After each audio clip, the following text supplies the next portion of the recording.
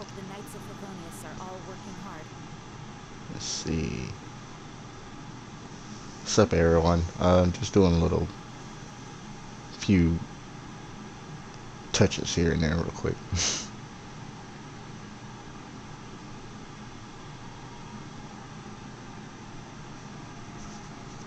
Trying to make sure freaking OBS don't mess me up over again, and adjusting my mic audio. Don't want to be too loud. And that should be good.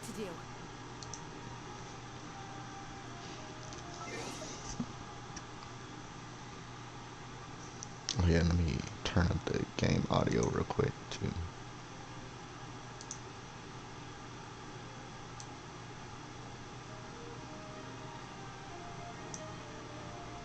There we go.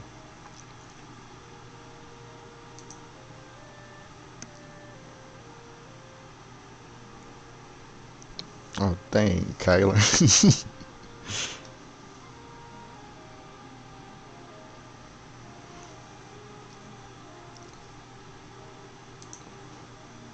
Okay. So the plan today is, I'm sorry, Viper Venom, but I'm doing the story quest today. So today I'm gonna do Arlecchino's story quest. So let's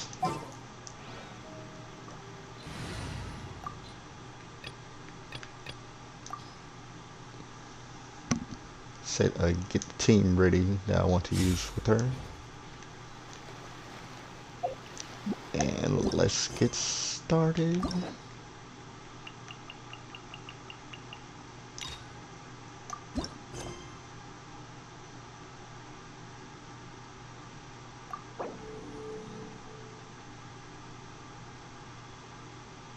What is this? Enable focus experience mode to better experience this quest by avoiding conflicts with other quests, occupying locations and carriage. Yes. Huh, it's been a while since we visited Poisson. Maybe we should head over and have a look around.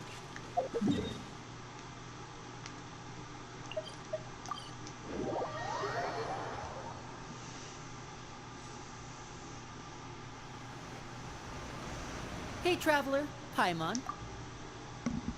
Oh, Paimon knows that voice. Over here.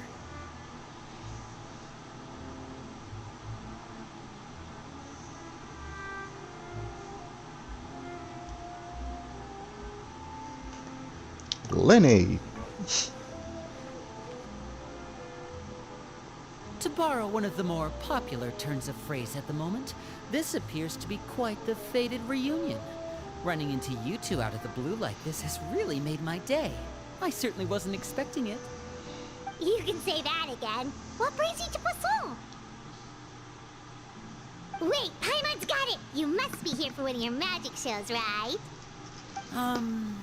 Actually, we've run into a bit of trouble on the home front, so Father arranged for us to stay in Poisson for the time being. Oh, are Lynette and Fremine here too? Yep, along with most of the other members of the House of the Hearth. You may have noticed Poisson seems a bit more crowded than usual. So you're saying nearly the entire organization has moved to Poisson? Sounds like you've run into way more than just a bit of trouble. What's really going on? Well... Since the two of you are so curious, perhaps I can fill in the gaps. You scared Paimon half to death! Father, you're here.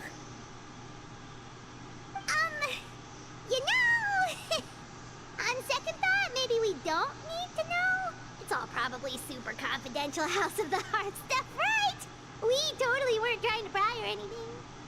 No need to be nervous. I could sense your genuine concern from your conversation just now.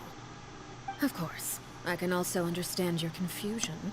Sending so many Fatui here to Poisson, it's only natural that some might suspect an ulterior motive to be involved. Well, we are a little curious. We still have our reservations about your organization. I understand. I'm well aware you've had your fair share of confrontations with the Fatui in the past, and I can't exactly guarantee that we'll remain on good terms in the future. As for right now, however, I would say we have little reason to be at odds, wouldn't you agree? The House of the Hearth could stand to be more open with those who have worked so closely with us in the past. As for the issue at hand, well, it hardly relates to any ulterior motive. To be frank, it all stems from a certain rumor circulating around the House of the Hearth. It's an internal matter. What sort of rumor? A rumor that a certain phantom child is hiding away in the House of the Hearth. Some sort of ghost story, maybe? A phantom child? Ooh, just hearing the name is giving Paimon the creeps. A spirit that should have long ceased to exist is lurking in the shadows of the House of the Hearth. So I decided to bring the children to Poisson before continuing to investigate the situation. I expect I should be able to track down the spirit fairly quickly. After that, it's just a matter of resolving the situation, if you will. It shouldn't be much trouble at all. If you're curious, or if you still have some concerns, it might be advisable to stick around for a few days. I'm sure the children would be exceedingly pleased to welcome some visitors. Lenny, I'll leave you to entertain our guests. I have some matters to attend to. Of course, Father.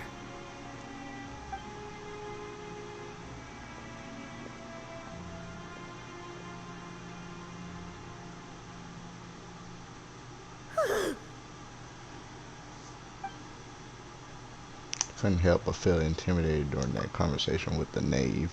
Now that she's gone, it feels like I can finally breathe again. She also suggested that we stick around for a few days, but why? It has long been a dream of mine to invite you to our home and introduce you to my other siblings. You're quite well known in the organization already. A lot of people have been talking about you, especially after everything with the prophecy. If you're willing, why don't you stay a while and Sup, have a little Daniel? chat with us? Alright. It's all good, man. We don't have anything else to do right now anyway. But let's be clear, we're just gonna be there as guests, okay? Don't get any funny. Oh, wait a second. For your guests, that probably means we'll be treated to lots of yummy food, right? Oh my Of god. course. During our stay in Poisson, we've been helping out the locals with some fishing. We bring in quite the bounty every day. In fact, today is the perfect chance for me to show you what I can do in the kitchen. Let's go. I'll take you to where we're staying.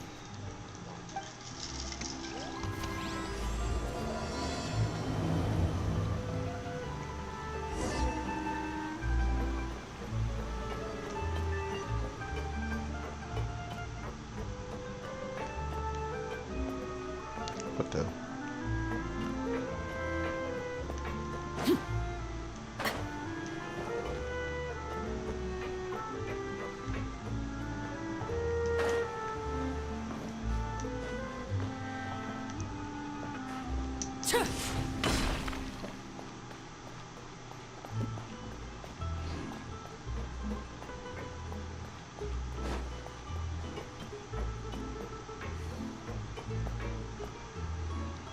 We rented this house from one of the locals to use as a temporary base. I'll come back later and tidy up a bit. After that, it should be all ready for you to stay in tonight. Awesome, thanks! So, where are we off to now? Well, when I happened to run into you two earlier, I was actually in the middle of distributing some supplies. With this many people staying in Poisson, we have to bring in outside supplies every now and then. I should probably make sure the rest of these provisions get delivered. Otherwise, people might start to get antsy. Okay, we'll come with. There are all sorts of rumors about your organization floating around out there. Paimon's not sure if she could even take a wild guess as to what's true and what's not. But now that we finally have the chance to see a day in the life of the house, we can take a good look at how you operate. Well, you're more than welcome to come along. Just follow me.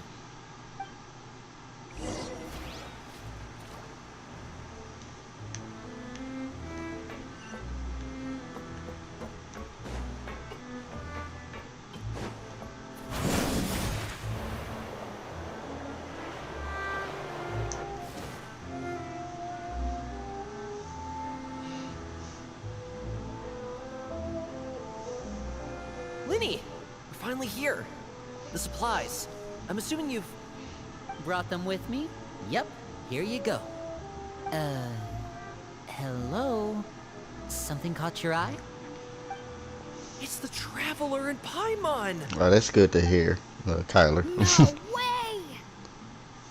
I did Come here, edit everyone, my hurry! mic audio, The so Traveler and Paimon are here! that might help.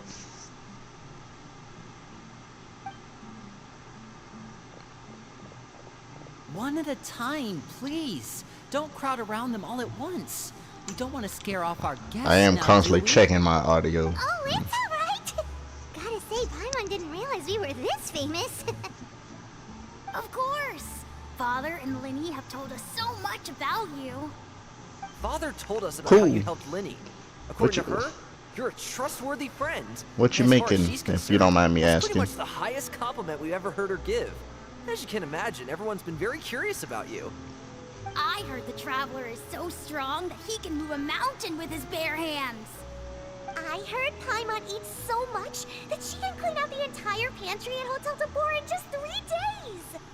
What? Wait a second! That's the rumor you heard about Paimon? Oh, not cool at all! Mine's also a bit of a stretch. Oh, wait! When guests visit, you're supposed to give them gifts and stuff, right? Oh, we don't need something like that. Besides, we don't have anything to give to you. Come on, we insist. I can give you some of my new potions. Just pick your poison. And by that, I mean medicine or actual poison. I've got both. What? Or maybe Shaplo can teach you guys about stealth. He's super good at it. He's never been caught. Ah, now that's not a bad idea. I know you usually prefer to fight head-on, but it never hurts to expand your bag of tricks, right? When it comes to eliminating your enemies, staying quiet can go a long way. Trust me, I would know. I was poisoned not too long ago, and I'm still dealing with the after effects. So I'm not quite as good as I was before, but I can still give you some pointers. Wait, when you said gift, I didn't think you meant poison and stealth tactics. But those are the best things we can give you. You don't like them? Oh my god. Ooh, how about this? Tell me the name of someone who really annoys you, and we'll teach him a lesson for you. Oh my god. The dangerous suggestion keep on All going. right, Fold, Selwar. I think that's enough suggestions for now. When it comes to being a good host, it's the thought that counts. You don't need a physical gift to make our guests happy. In fact, pestering them with suggestion after suggestion might make them more annoyed than anything. I would say your enthusiasm has certainly gotten across. Really?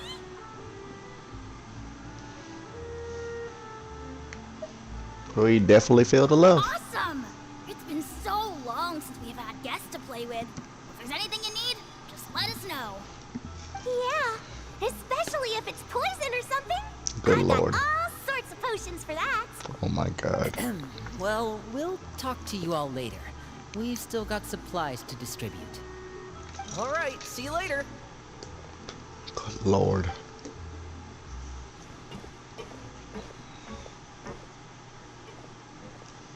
Bye!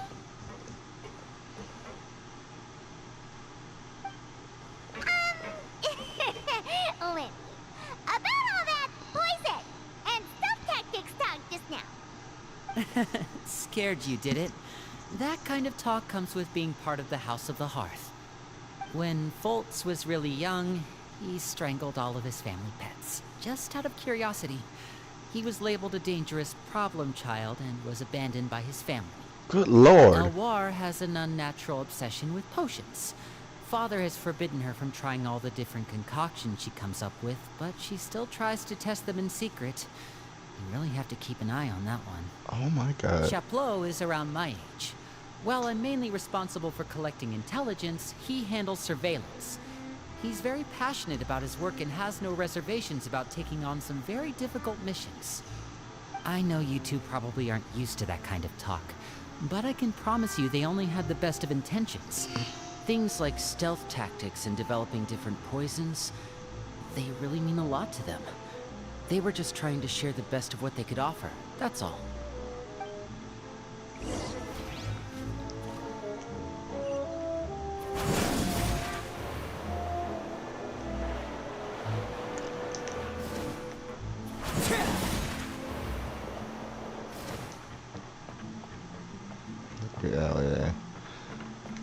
It's lovely. Filial, supplies are here. Thanks.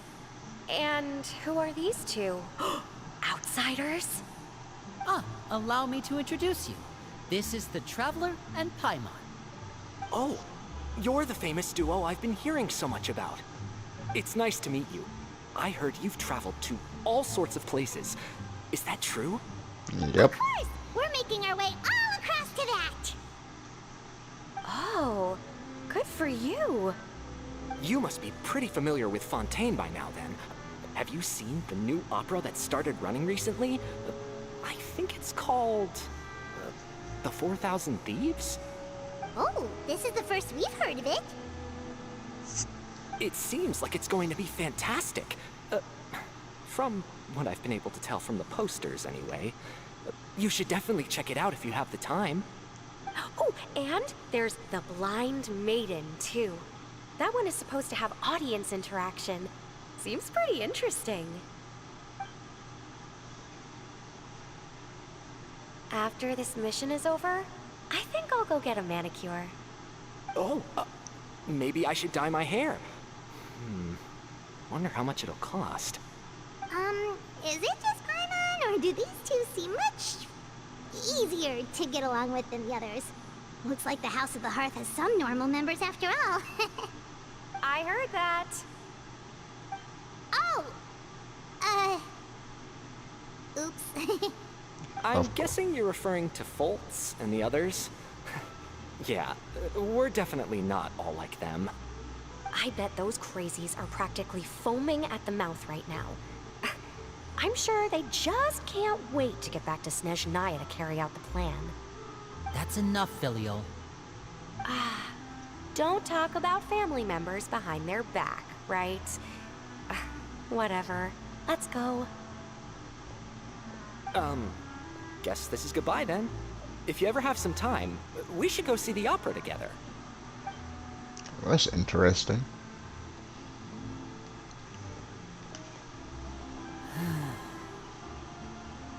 Well, that's it for the supplies. We should probably head back as well.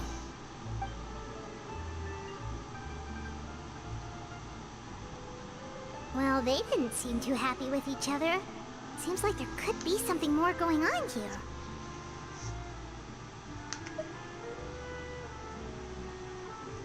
It's better not to You're pry. right. We're only here as guests after all. Oh, Linny's getting super far ahead. Come on, let's catch up.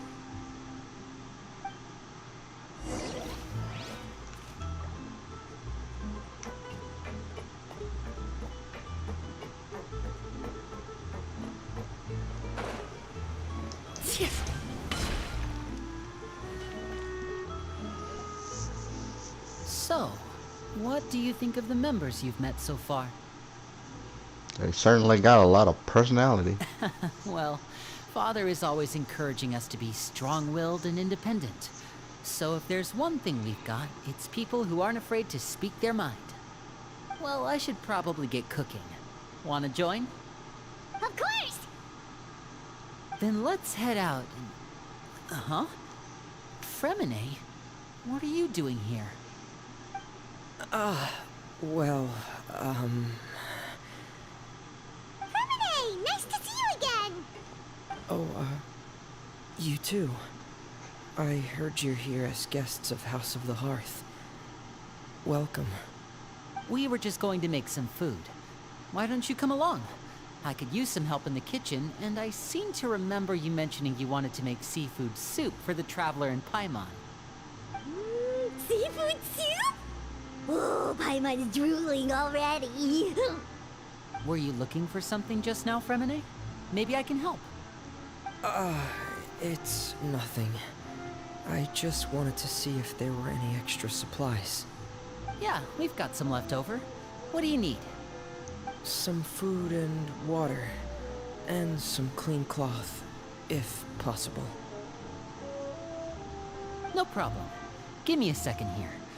Food, water... Wait a minute. What do you need all of those for? You're not on any missions as far as I'm aware, and you were just going to come eat with us. So what's this all about? I thought I'd grab an extra portion because I get hungry at night. Could be because I'm growing, you know? And... Fremine, you remember what I told you? You're not like me. Your lying skills still need some work. Tell me what's going on. Is it really bad enough that you have to keep it from your own brother? Maybe it'll be better if we gave them some space.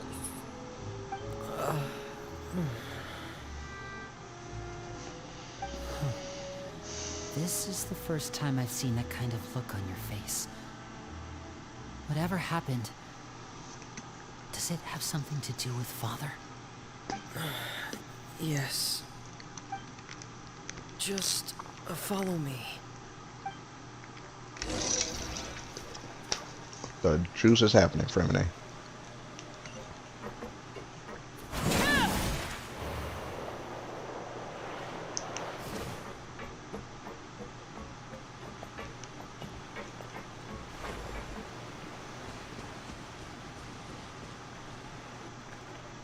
You're back! Oh, and you've brought some friends with you this time. Hello, my name's Linny. I grew up in the House of the Hearth. And you are? Hi, Linny. I'm also a child of the House of the Hearth, just like you. You can call me Clairvy. Clairvy? Oh, God. It's nice to meet you. Does that name ring any bells, Linny? No, not at all. That's not a name we have on our roster, I'm sure of it. What I'm not sure of, though, is how she managed to sneak in. She must be the phantom child Father's been searching for. From the looks of it, I'm guessing you were the one that found her, Fremine. You, haven't told Father, have you? No, I haven't told anyone. I've just been keeping her hidden. For how long? About half a month now. So ever since we got to Poisson, then, do you have any idea what you're doing? I know what I'm doing. Really? Because from where I'm standing, it looks like you're hiding the very person Father has been trying to find. If Father finds out about this, everyone involved is going to be punished. You know the rules of the house, Fremine. I know you do. Father doesn't tolerate any form of betrayal. So why are you doing this? I've thought it through. And I just can't hand her over like that. Linny, don't you remember last year? Chaplot nearly died after getting poisoned during that one mission. He wasn't able to get back before the poison started taking effect, and not a single person was there to help him. That night, while I was sleeping, I heard a voice telling me to go save him. I opened my eyes, but I couldn't find the source of the voice. I thought maybe I was just hearing things, but I went to look for him anyway. Luckily, I got there with enough time to save his life. That feeling of being haunted, of hearing voices, it's happened many times in the House of the Hearth. I'm sure you've noticed. So what you're saying is, that was her? She was the one who spoke to you that night? Unless there are other spirits roaming around the House of the Hearth, I don't think there's any other possibility. If Clairvy were our enemy, it wouldn't matter whether she was a spirit or an actual child. I would have acted without a second thought, because that's what Father ordered us to do. But she's been living with us, helping us from the shadows all this time. I think that makes her family. I couldn't just hand her over to be dealt with. Not when there's so much we still don't know. So what's your plan then? You can't keep her here forever. Someone is bound to find out eventually. I haven't thought that far yet. I don't want to disobey an order from Father, but I also don't want to put Clairvy in danger. Come with me. there are a couple things I'd like to say to you in private.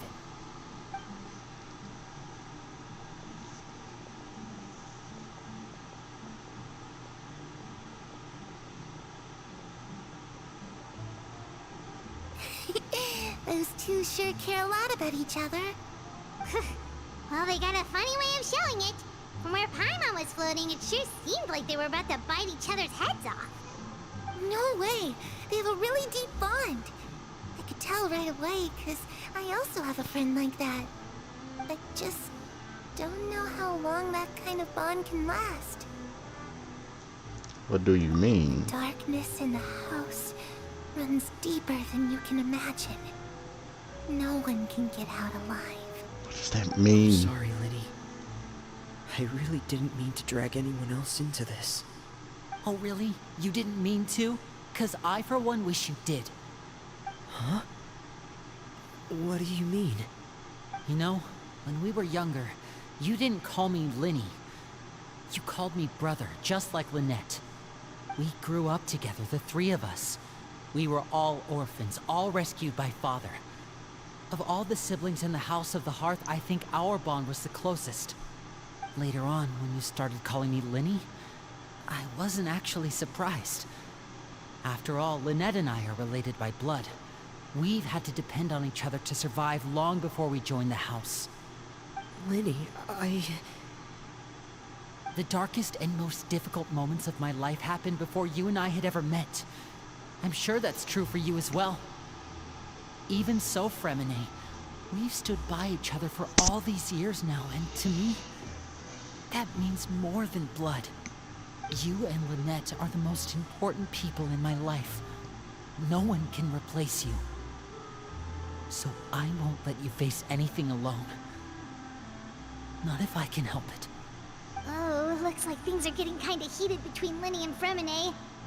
Maybe we should go check on them. Oh, it's raining. I should put my clothes away. Raining? How you know it's raining?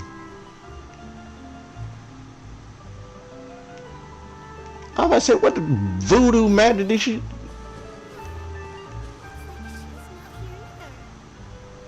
She's crazy.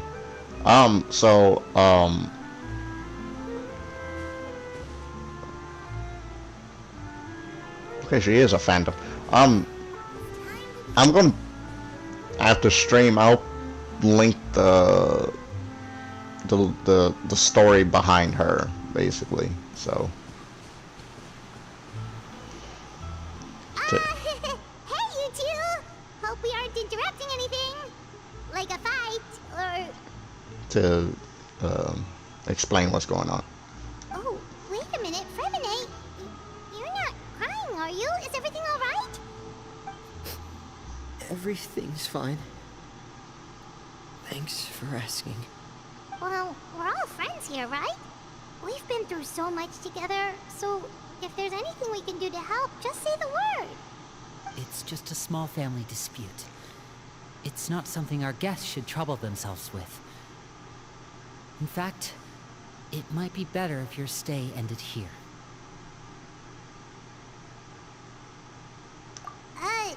What are you getting at, Traveler?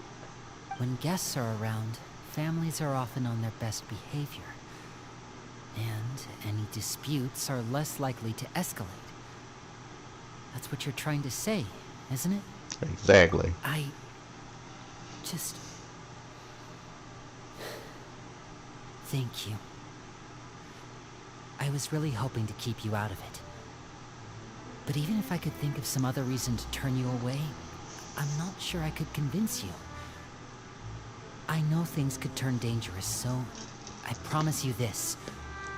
From now on, I'll protect you like my life depends on it. Me too. Well, back to the matter at hand then. If we don't plan on handing Clairvy over to Father, then our only other option is to solve the mystery of her identity before Father is able to track her down. That means finding out where she came from and what she's doing here. Then, we can send her on her merry way and pretend like none of this ever happened. I've tried that already. And? And nothing. I tried taking her somewhere really far away, but after some time, she just reappeared. She even came with us all the way to Poisson. It seems like wherever the house is, she follows. I don't know much about spirits. Do you two have any ideas? Let's see here.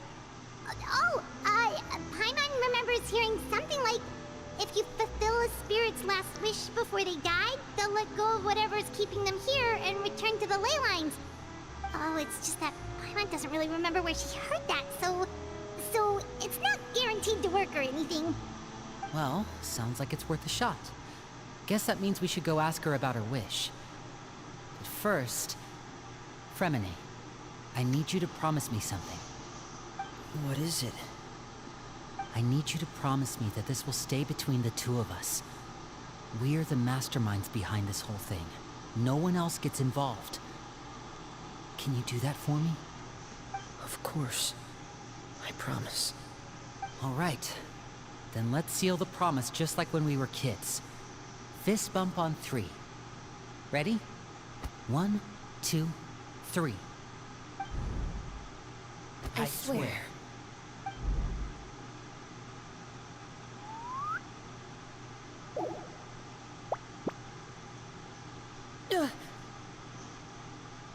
Whoa!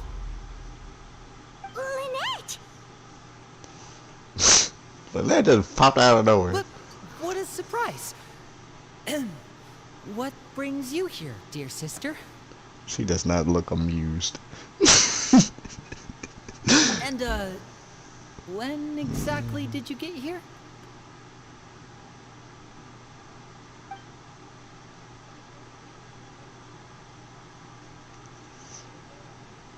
You're an idiot, brother. And you too, Fremine.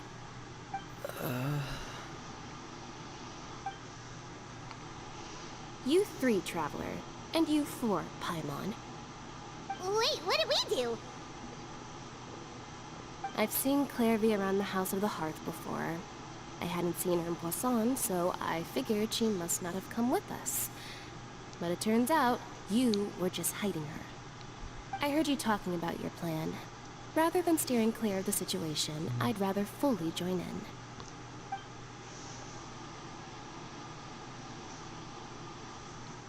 If you don't agree, I'll have no choice but to report everything back to Father.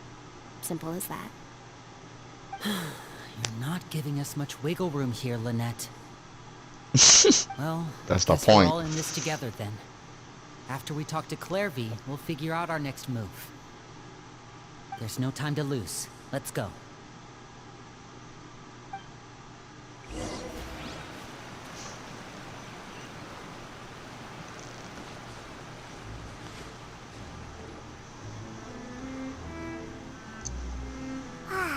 I'm full. Thank you for bringing me this food, you guys. She said she's full, but the food doesn't look like it's even been touched. Well, she's a spirit. That's right. Based on what I've been able to observe, it doesn't seem like Clairvy can interact with the physical world at all. Still, when she's presented with food, she'll always linger around it for a good little while. Maybe, in her mind, she really is eating those things. Does she know that she has already passed away? I've tried to ask her, but she didn't answer. My guess is that she's just as confused as we are. Or maybe she couldn't understand the question at all. Clairvy, if you've got some time, I'd like to ask you a few questions. Sure. Oh, another new friend. Hi, I'm Clairvy. Hello. Clairvy, how did you join the House of the Hearth? Huh? Isn't it the same for everybody? The knave brings you here and then you can't leave. It's just that your name, it's not on the roster. and I've never seen you before. The roster? Oh, I get it now. I think there might be some things you don't know about this place. The people in charge, they're not as nice as they look. They say they keep a roster, but it's not complete. There are a lot of people who aren't on it, and never will be. In this house, some people are family, and other people are just test subjects. Those kinds of people aren't ever going to get a place on the roster. Unless it's the roster of people who've been executed. Wait, does that mean the name... She... Is there anyone that can vouch for you? Perry. She's my best friend. She's the only one I trust in this place. Have either of you heard of that name before? No. Me neither. Clairvy, Perry. Neither of those names are on the roster. But it seems like she's telling the truth. Either that, or this kid's already got a bag of tricks bigger than mine. Maybe we should try a different approach. Clairvy, do you have a wish? A wish? It can be anything you want. Just imagine. It's your birthday, you're blowing out the candles, and your wish is...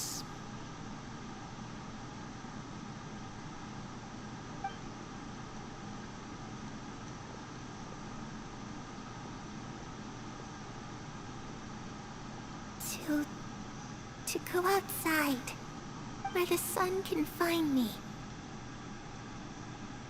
That's... it? Well, that sounds easy enough.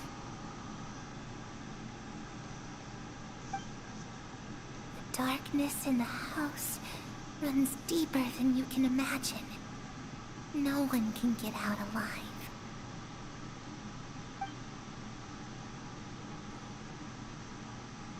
What did she mean by that? Things can't Okay, be that simple. time to divide and conquer. Listen up.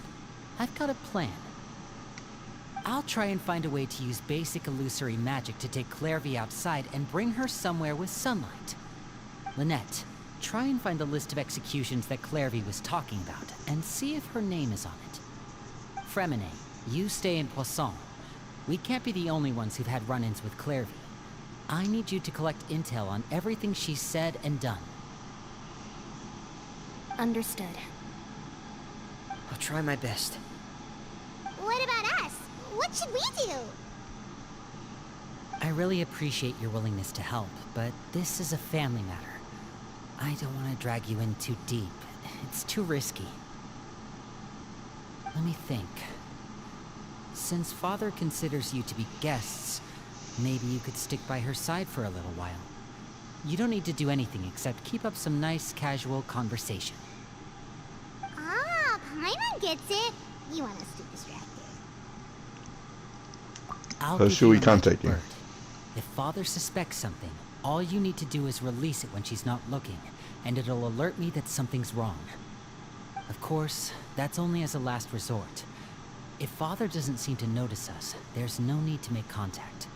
We'll reconvene here tonight after all's said and done. If the worst-case scenario happens and we're discovered, just tell Father everything. We're not going to let our guests get punished for our own actions. That's where we draw the line. Be careful. You too. Okay, this is where we part. Father should be at the beach nearby.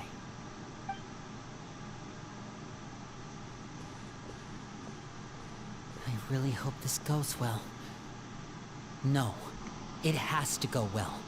That's the only way this can get resolved.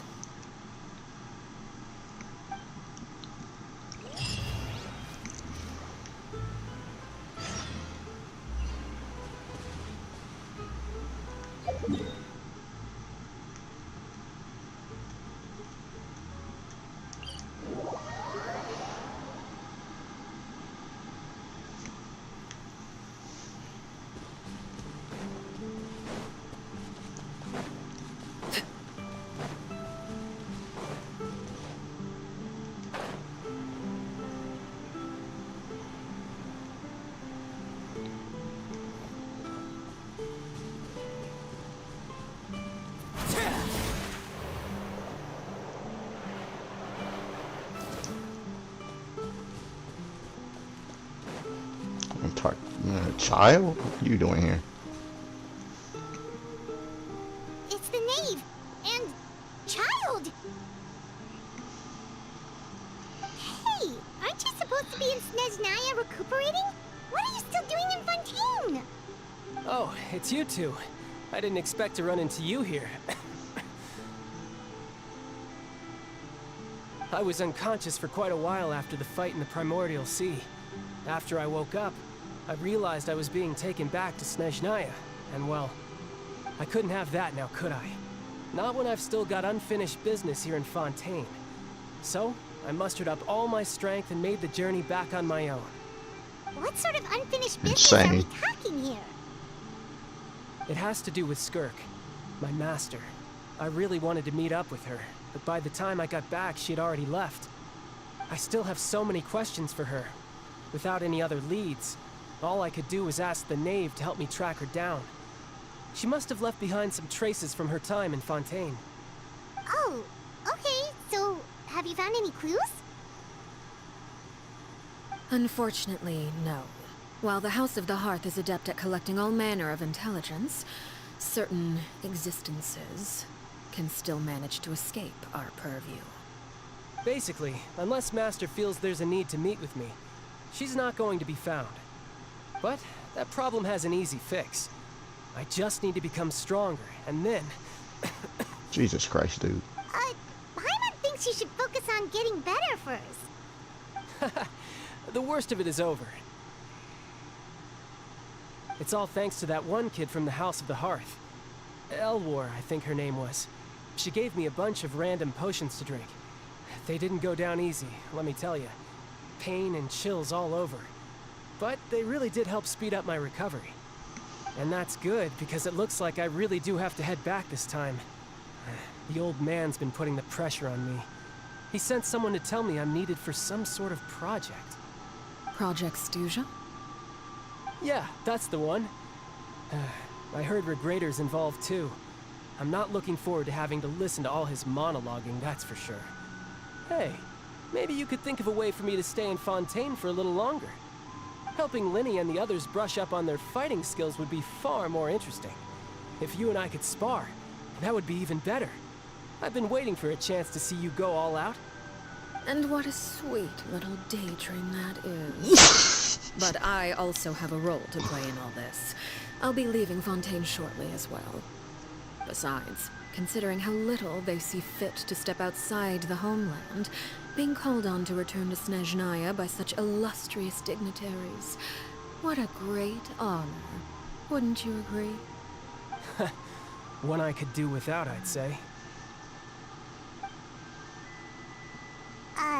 Is it just Paimon? Or does it kind of seem like they're... Just casually trash-talking their colleagues behind their backs. So, dear guests of the House of the Hearth, to what do I owe the visit? Well, we just, I wanted to learn more about you. Right! We're super close to Linny and the others, but we still don't know much about you! Is that so? Introductions have already been made, have they not? Oh, well, you see? There's only so much you can learn about someone from a short introduction. At least tell us something a little extra, like... Why do you call yourself father? Huh, good question. I'd also like to know. The fact that you have to ask tells me our intelligence work has been quite successful. Telling you the answer to that question would only serve to undermine that success. And we can't have that, now can we? Spoken like a true diplomat. That was some expert sidestepping right there. Well, if there's nothing else, I think I'll take my leave. I still have a small matter to resolve at home. Wait, don't go! The Nade leaves right now. She's sure to run into Lenny and Clarity. Should I release the bird Lenny gave us? No, we should try to get her talking about something else first.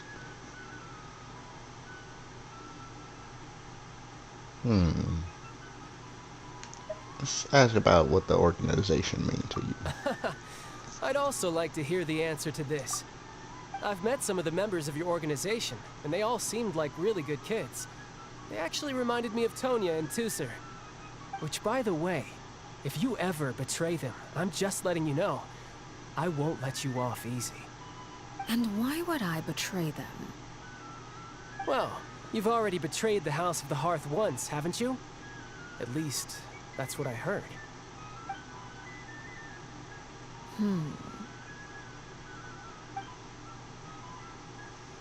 Okay, I admit. That's just what the old man told me. The rooster, I mean. The knave betrayed the House of the Hearth, so does that mean what Clarivy said was true? Does the knave really treat her children like test subjects? Wait, did you really do something bad to those kids? Never mind what I've done. I'm more curious as to what the mighty rooster had to say. Care to enlighten me? Ah, well, nothing much. Just some stuff about you taking out many other members of the House of the Hearth, and even going so far to attack your own family. I see. Oh, based on your reaction, I'm guessing it's all a bunch of lies. Hardly. I don't appreciate his particular turns of phrase, but I suppose he didn't say anything untrue. Although, it would be more accurate to say that there is a certain level of prejudice involved, but I don't intend to clear that up just yet. Prejudice has a funny way of concealing the real truth behind certain things, an attribute that I find to be quite advantageous. Call yourself a Fontainian, for example, and people will assume all sorts of things, when the real truth is that this is simply the land where I was raised. Huh? You're not actually from Fontaine? Oh my god. Why did you try to help out with the prophecy and everything? I was trying to protect the children born in Fontaine. Claiming that I myself was a Fontainian simply made it easier to operate. People would hardly suspect a fellow Fontainian of having any ulterior motives. Who wouldn't want to save their homeland after all? The primordial sea wouldn't have any effect on me, but it would have caused great harm to the House of the Hearth. Well, you wanted extra information, didn't you? There you go. I hope that satisfied your curiosity. So much for learning anything else about her betrayal. She probably only revealed that other secret in order to change the subject. It seems like she's trying to avoid talking about her past. So, you stayed in Fontaine for the kids. I guess I was wrong to believe you'd betray them. Apologies. Looks like I was holding on to some prejudices myself. Good. Like I said, I like it when others have misconceptions of me. Actually, while I was recuperating at the House of the Hearth, there was something else that really caught my attention. I heard that members always resolve disputes and arguments with a friendly spar, and the loser has to back down. Seems pretty cool if you ask me. Would also give them plenty of opportunities to hone their skills. Well, that's only a recent development. In the past, such spars weren't nearly so friendly. The losing party would lose everything, including their life. They were that high stakes? Jesus. Whew, at least that's not a thing anymore. Well, the current atmosphere's not half bad. I'm a bit jealous, actually. You've got so many family members around you, and you even get to live with them. Having a lot of family around means dealing with a considerable amount of bickering and scheming. Once Tonya and Tusser enter their rebellious phase, I'm sure you'll understand. Just imagine. Tusser becomes obsessed with plucking out strands from the rooster's mustache, or Tonya decides to dye her hair 42 different colors. Okay. I get the picture. Jesus. That's a conversation sister talking to each other. Okay. I can't read that fast. Well, would you look at the time? I should probably get going. Traveler, Paimon, I'm not sure where our paths will cross next, but the next time we run into each other, we should definitely try and find some time to spar. Again, maybe this is a conversation we can have when you look less like you're gonna keel over. All right. Well, thanks for everything, Arlecchino. No thanks necessary. You also played a part in obtaining the Gnosis. I would say we can call ourselves even. I like the sound of that. Well, I'm off. See you all some other time. We should probably get going too. Do you want to head back with us? Oh? You want me to leave so soon? Oh, well, you see, I'm rather enjoying the evening breeze. If you don't mind, I think I'll stick around for a bit. I have some things to think about. Apologies for not attending to you like a proper host. Please forgive this slight. I do hope you'll have a pleasant stay. we managed to keep her distracted until nightfall. Good thing Child was there to keep the conversation going. You don't think she suspected anything, do you? Of course she did. Oh, I wonder if Linny ran into any issues. Let's hurry back and see how everything went. Oh? You decided to stay a little longer? Let's take in the ocean view together, then.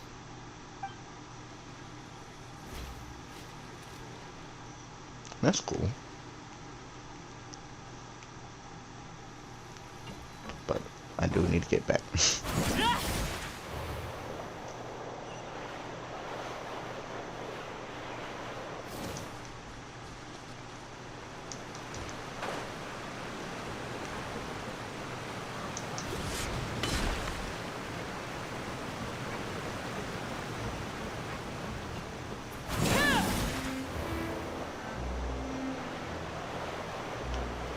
Stop.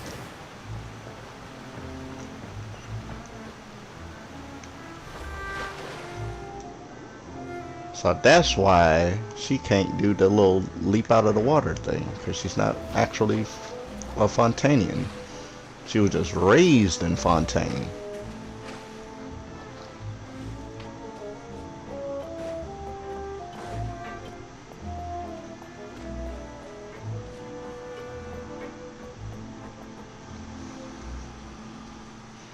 Linny, how did everything go?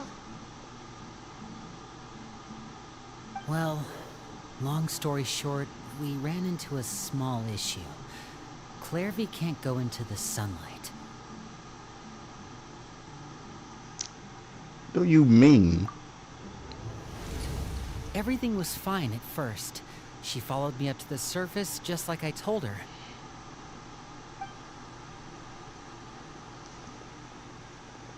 But as I led her out of the shadows and into the sunlight, she vanished. I turned around and there she was, standing at the edge of the shadows, silently watching me. It's happening. Huh. Maybe she's afraid of sunlight, or... No, it wouldn't be her wish if that were the case. Well, we could always try pushing her into it. I'm not sure pushing works on a non-corporal being. Oh, true. I've pretty much tried it all already. Nothing worked. Corporeal. Eventually, the sun went down, so all I could do was bring her back here. How did it go with you, Lynette? Good. I've got the list. It's right here. Really? Well, what are we waiting for? Let's take a look.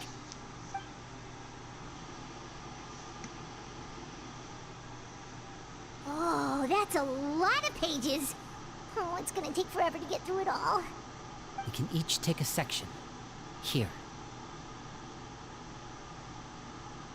La Pouillade, Landois, Chambert, Horaire. Horaire. Landos. Yeah. Jembel. Oh, yikes. That Horaire guy has a huge scar on his face. He's kinda giving Paimon the creeps. Ah, I've met him before. The scar is from an injury he received during a mission. I still remember him joking with me about it. He said any future lover would take one look at him and then lose all interest. Did he say anything else? Well, I asked if there was someone he was interested in. He said no, and that's where our conversation ended. It was only later that I learned he really did have someone he liked.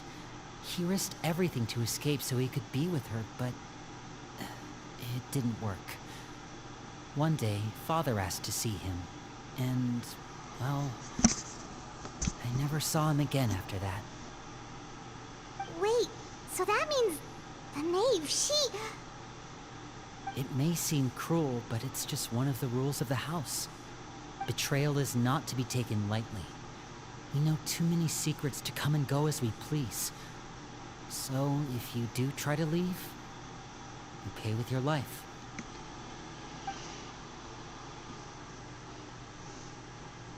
Her name's not here, huh? Well, that's not too surprising. It doesn't seem like this list is complete. It only contains records dating back around 5 years. Let's shift our attention then. Fremine, were you able to find anything out? Fremine. Sorry. I was thinking about something.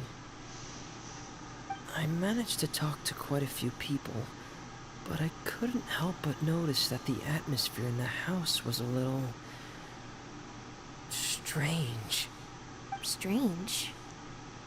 Yeah, I mean, I know there have been arguments in the past, times when people haven't gotten along. Chaplot and Filiol are a good example of that. Oh, those are two of the people that we met while delivering supplies. Paimon can see how they might not get along. They had very different vibes, and their, interests seem to be pretty different as well. That's to be expected, actually. Father brought us all here, shared her knowledge with us, taught us how to fight. That's one thing we all share. But that's also where the similarities end. Not all of us feel the same desire to stay here. As members of the House of the Hearth, we're also considered part of the Fatui. And to a lot of people, that's an identity they never asked for. Certain members get older and realize they want something else for themselves. But considering the rules of the house, most people would never say that out loud. People like Chaplot and Foltz are loyal to Father and her vision. They're proud to be part of the Fatui. Filiol and Nantoy, on the other hand, well, they aren't quite as enthusiastic.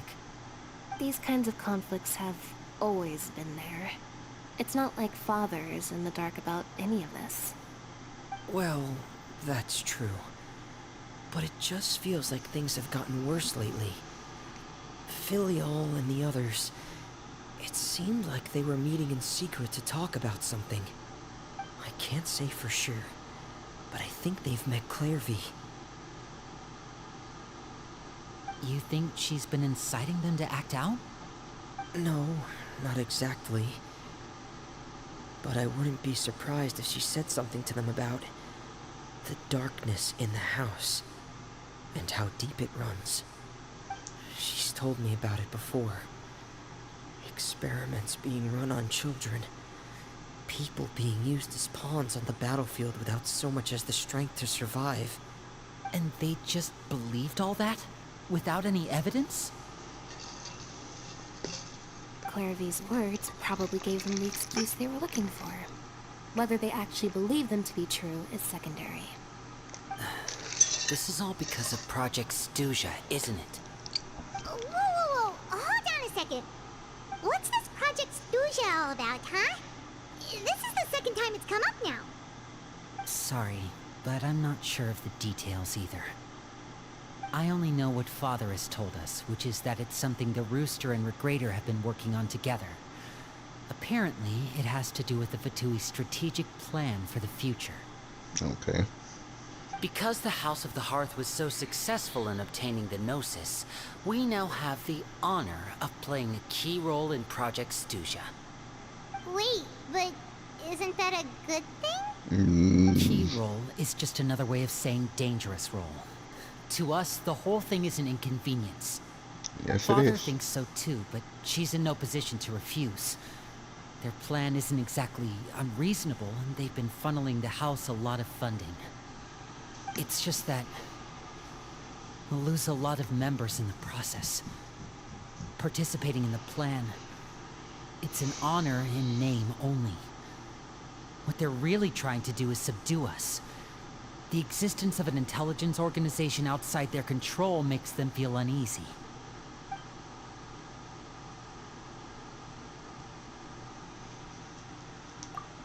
Looks like the Fatui are plotting something big, but given how little Lenny and the others seem to know about it, I probably won't be able to learn much. I should keep a sharp eye out during any future dealings with the Fatui to see what I can learn. Okay, super complicated top secret Fatui business aside, what does all of this have to do with the conflicts you were talking about earlier? Paimon doesn't get the connection. External pressure has a way of exacerbating internal strife. What's up, Mr. Diamante? You can't overlook the power of fear either. People are afraid of dying. And that fear is often the impetus for a lot of stupid decisions. I thought resolving the Clairvy situation would make everything go back to normal. But it looks like things are more complicated than I thought. If we leave Filiol and the others to their own devices, sooner or later, Father will be forced to take action. We can only focus on one situation at a time, brother. You're right. Even if we confront Filiol and the others, it won't do any good. It might even make matters worse. We should focus on Clairvy for now. Well, it's getting late. We should head back and get some rest. We'll try again first thing tomorrow. Lynette, you stick with me this time. Fremine, keep a close eye on Filiol and the others. Make sure they don't do anything they'll regret. Good work today, everyone. Have a good night, and I'll see you tomorrow.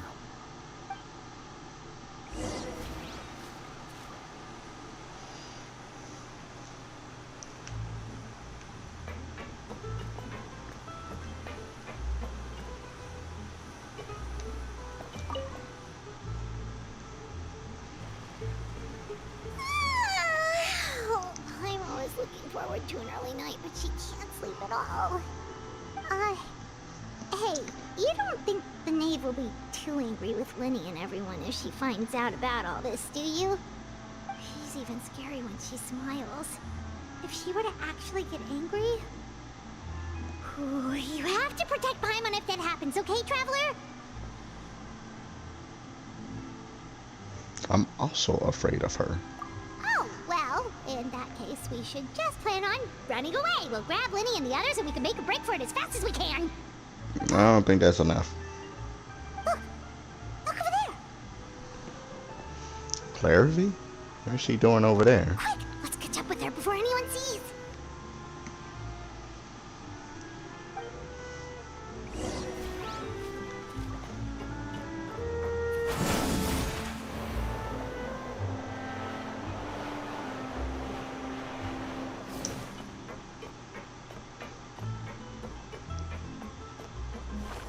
Over there.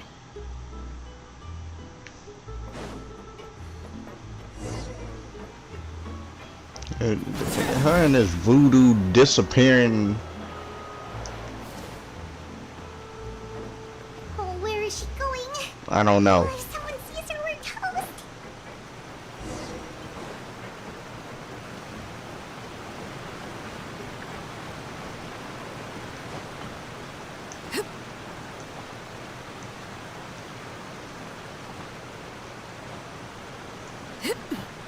Oh, look! She stopped!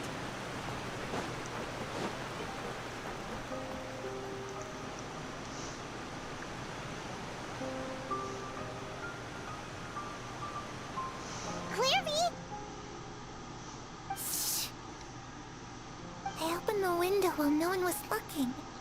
Look how pretty the outside is.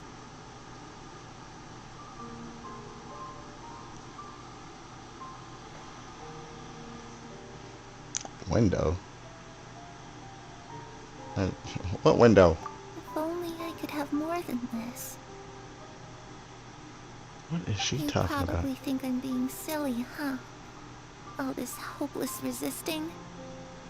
It's better to dream of what I could have than try to make it a reality, right?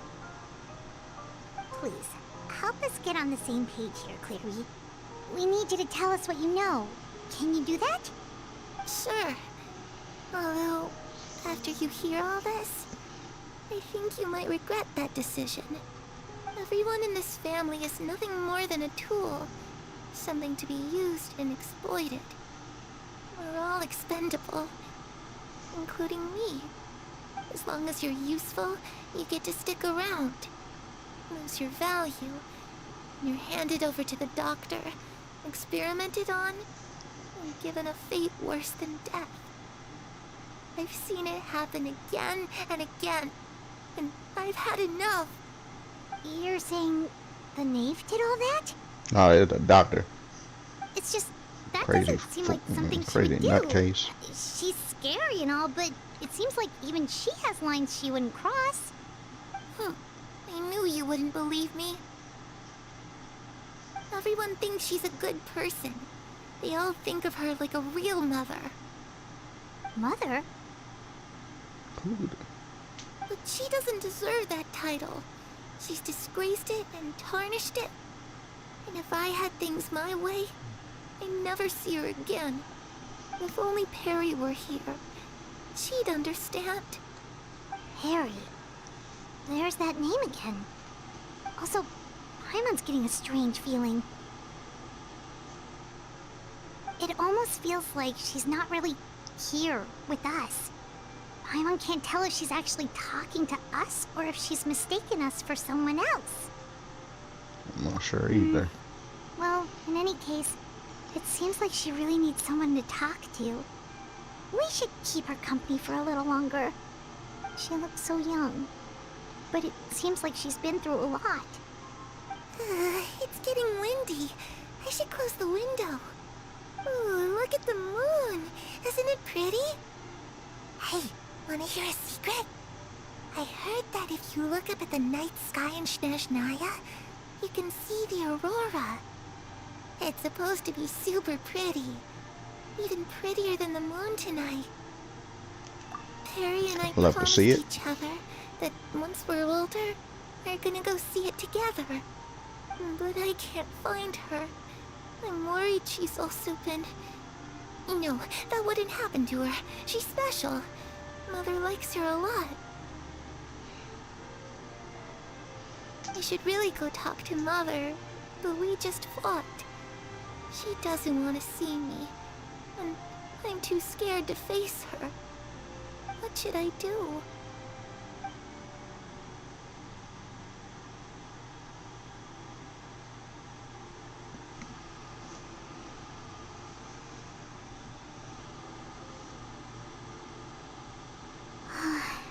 Paimon really doesn't understand what's going on with her.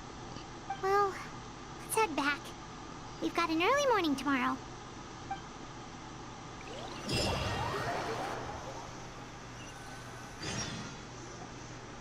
All right, looks like we're all here. Let's go ahead with the plan. Before we do that, I have a question. What is it? Have the knave and the doctor ever worked together? What makes you ask that? Well, we kinda ran into Clairvy last night, and that's what she told us. We met the doctor back in Sumeru. He's super dangerous, and he's done all sorts of bad things. It's possible that Father and the Doctor have had certain dealings, but I don't think Father would work with him. We're not really on the same side, so there's not a lot of trust between them. It doesn't exactly set the stage for a successful partnership.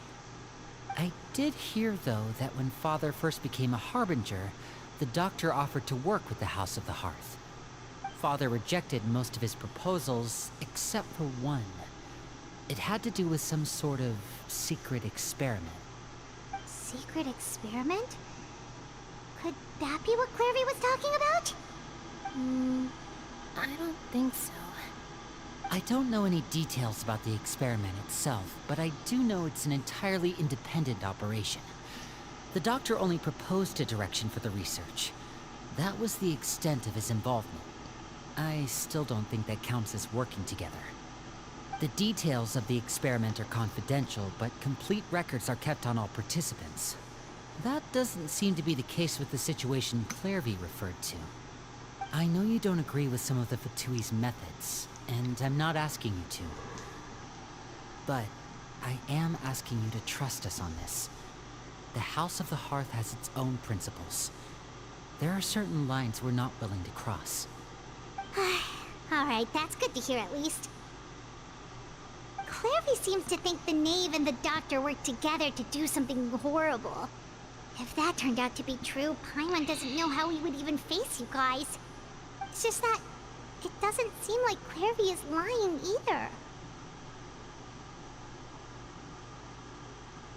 The easiest thing to do would be just ask the Knave directly, but Paimon doesn't think she'd tell us.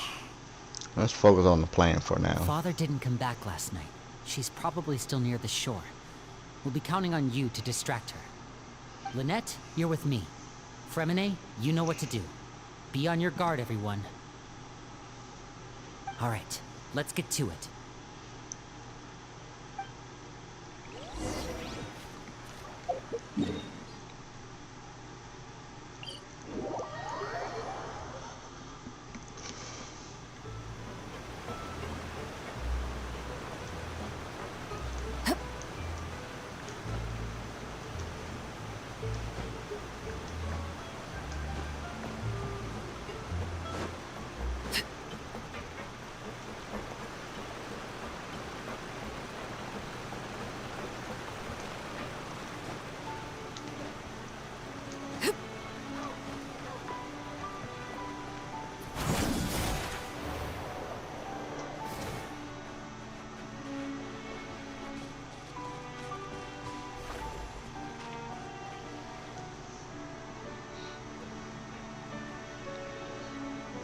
Ah, it's you two again. I must say, you look a bit pale. Did you have trouble sleeping last night? A little. Perhaps if you had less on your mind, you'd be able to absolve yourself of such troubles. So what are you planning to do now? Catch up on some sleep? Or should I give you some time to rack your brain for a topic to discuss before I ask any questions? Although I must profess to being curious. Without Child here, how do you plan on distracting me? She knew the whole time. Oh my god. Us? Distract you? Good one. But no, we were just here for a chat. Looks like you could have used some extra time to think. No matter. If you don't have any other plans, why don't you accompany me somewhere? Don't worry. I'll be sure to steer clear of any scheming children. The ocean breeze is sure nice today.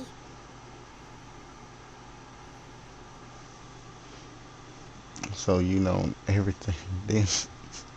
Children always think they can hide things from the grown-ups. But nothing gets past me. Least of all a little scheming. I think I'll let them have at it for a little longer.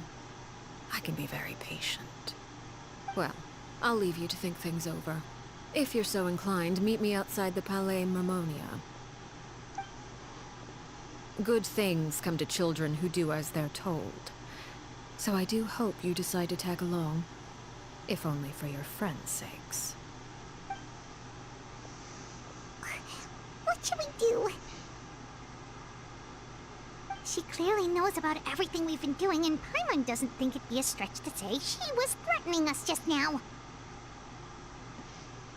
We should release the pigeon that Lenny gave us.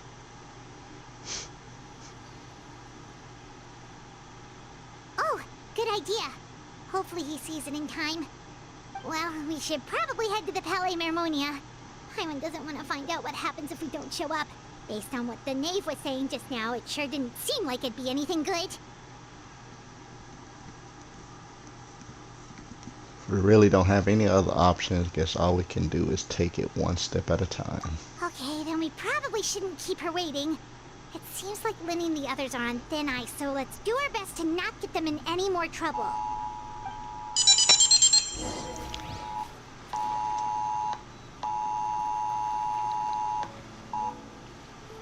That's obnoxious. People need to stop stealing children.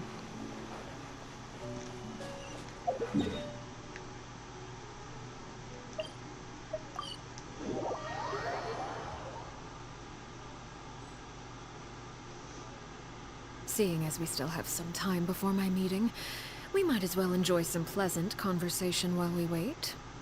I'm glad to see you get along with my children. Being surrounded by good companions is necessary for a child's development. You're not planning on doing anything to them, are you? I assume you're referring to Lenny, Lynette, and Fremine. Although, there's that situation with Filial and Nentoy as well. It appears quite a few people have been acting out lately. No matter. I'm not one to discriminate. All those who betray the house meet the same fate. There are no exceptions.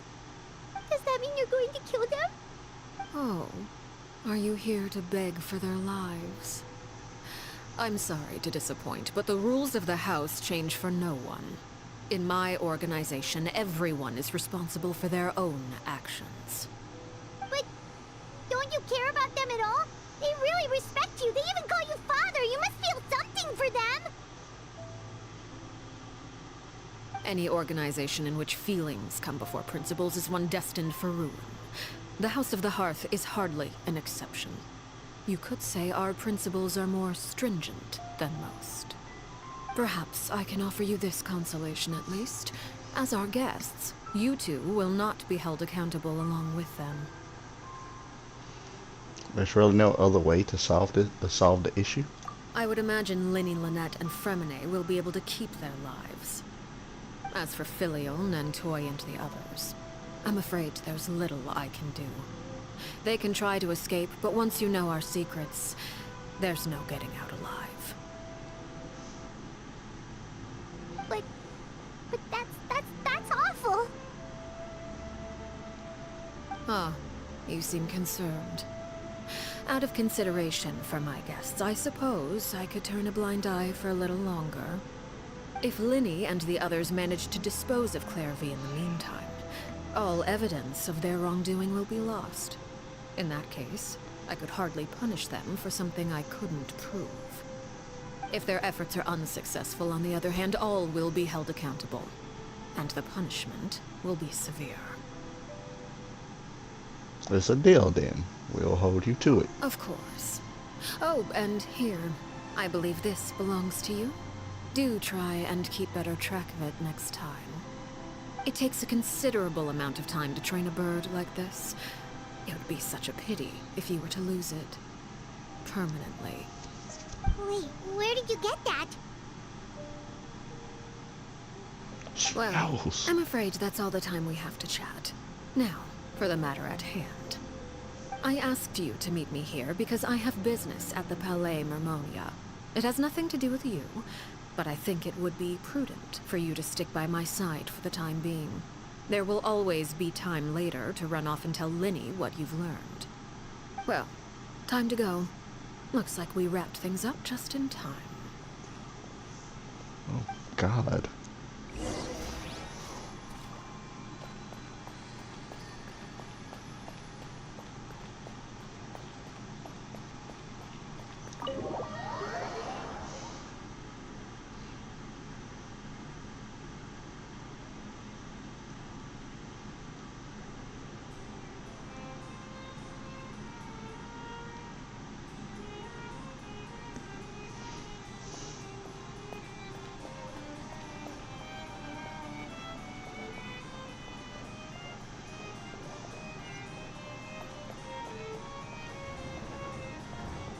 Oh, we're gonna see a new Valette.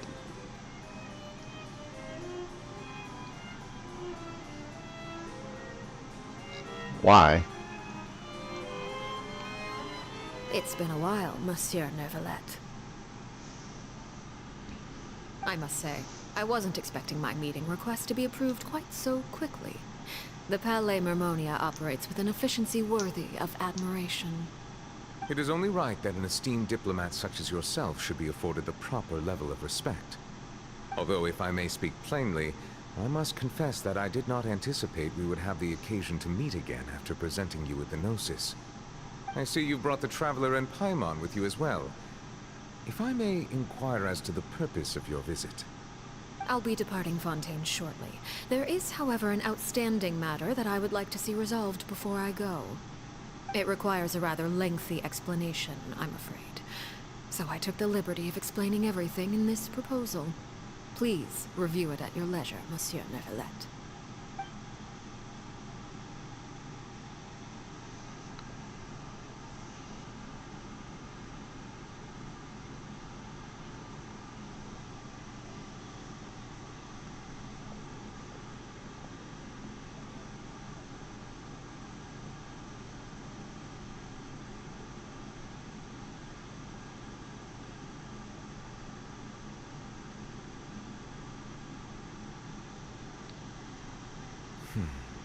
I understand your request.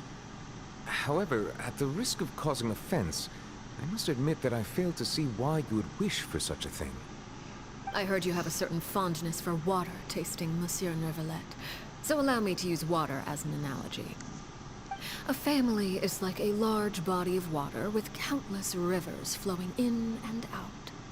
As someone who watches over this system, I would hope that each river that flows from the source will eventually reach the ocean. Of course, objectively speaking, I know this is impossible. Most of the rivers will dry up along the way, disappearing into the ground and leaving nothing but a barren riverbed behind. Not all rivers are destined to reach the ocean, but I would not see their existence rendered meaningless. I believe the water that flows within them is simply meant for a different destination, like a field in need of irrigation. Or perhaps the glass of a certain water-tasting enthusiast. Did you get any of that, Traveler? Kind of. Your words paint an optimistic picture indeed. Allow me to remind you, however, few among us are willing to sip from a glass filled with tainted water. It may have been tainted at one point in time, but not to worry. I'll make sure it's strained of all impurities and returned to its cleanest form.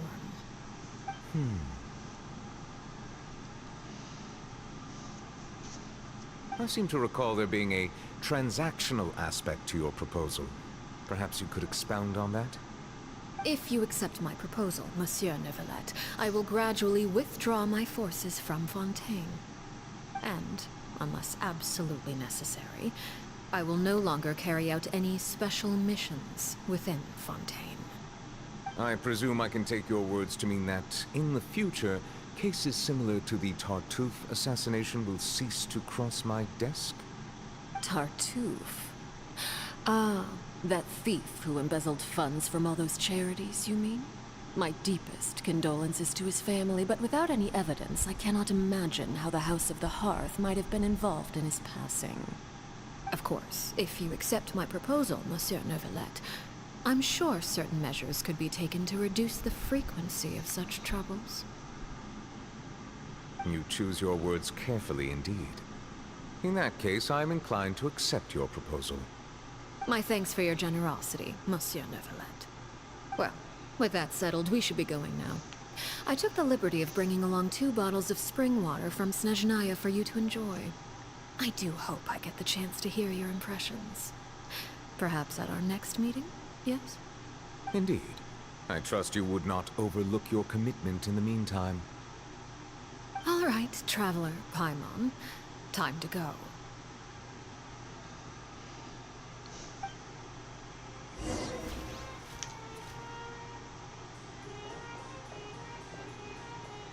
Can I talk to him? I believe I've told you before that my emotions easily resonate with those of others. Yet in the few meetings I've had with that Harbinger, I haven't been able to sense any aspect of her emotional state. Her mind is like a still body of water. Who knows what darkness lies in its depths, and the lack of ripples on the surface gives nothing away. It's unclear whether this is her natural state of being, or whether it's an incredible strength of will that gives her the ability to master her emotions. Either scenario, however, suggests she is a very dangerous individual. I do not expect an explanation as to why you two are by her side. Whatever your reasoning, I would only advise you to take caution.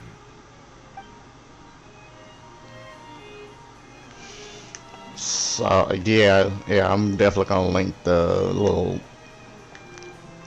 thing they did for Arlecchino in the stream later.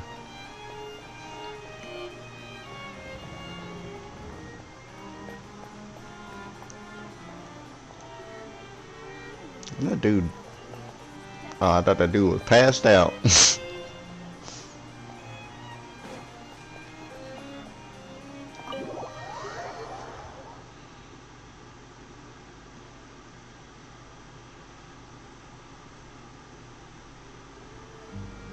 So, what exactly were you talking about back there? Paimon only heard you mention some rivers, a large body of water, and then some kind of irrigation scheme. You really want to know? I would imagine there might be more pressing concerns at the moment. Winnie, Paimon really hopes everything's going okay.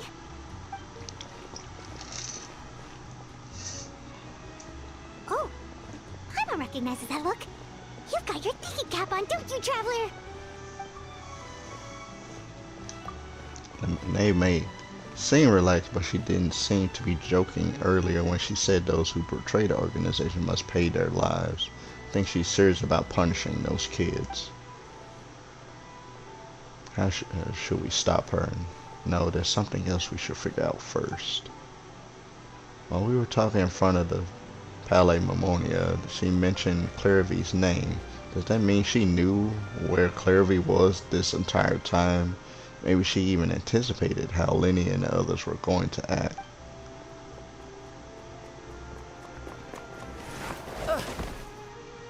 You fart. Oh, shoot. Are you alright? No, I'm not alright.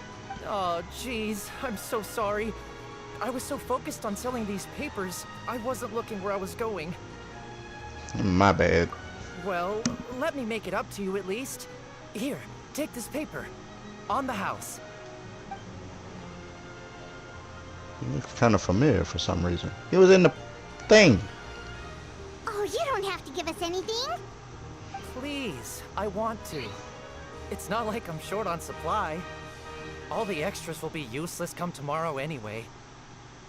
It's my fault, really. I was just trying to bring home some extra mora for the family, but I bit off more than I can chew. I haven't had many takers today, so I'm still swimming in papers. What's going on here? Nothing much. I just ran into your friend here on accident. I should probably get going, actually, so... Hold on. Of course, I'm happy to compensate you with mora, it's just... I don't have any on me at the moment. I'll take 3 papers. Here. Your payment. Oh! Thank you for your patronage. May the Archons bless you with good fortune. If only I had the chance to run into such generous customers every day. I should probably just take on a smaller inventory though, right? I'm getting married soon, so sometimes it's hard to not get ahead of myself. Anyway, I should head out. Goodbye! Good for him. Well, now that my affairs are settled, we should take the boat. to Boston. Kyler. We've even acquired some light reading to enjoy along the way. Actually, why don't we stick around for a little longer? Paimon just realized how hungry she is. She can't head back to Poisson on an empty stomach. Oh my god. Looks like Paimon is trying to buy us some more time. If we head back now, I doubt Lenny and the others will have made any progress. What should we do? It appears you two are under the impression that delaying our return will somehow alter the situation in your favor. I'm sorry to ruin your fantasy, but your efforts are meaningless. Oh my god. That being said, I could be persuaded to give Lenny some extra time. I just have one condition. If you agree to my request, I'll even answer some of your questions. You're quite curious about Clairvy, are you not? And my relationship to her. Wait, why are you being so generous all of a sudden? You're not gonna ask us to do something bad, are you? You overestimate yourself. You don't have the talent for bad things. Then what can you possibly... The most important consideration in a negotiation is that both sides receive something they want. Demands and threats only get you so far. That is true. Your condition? Let's hear it. Wonderful. Here it is. When the time comes, make the choice that you deem most appropriate in the situation, and lend your help to the House of the Hearth. Okay. Sounds normal enough. But what do you mean, when the time comes? When is that supposed to be? That is for you to decide. We accept your condition. Then we have a deal. Follow me.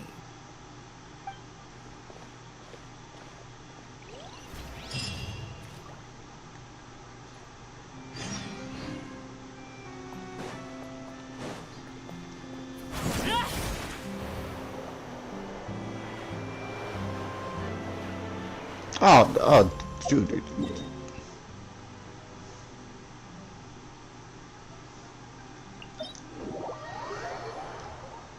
She got us freaking... She got us going places.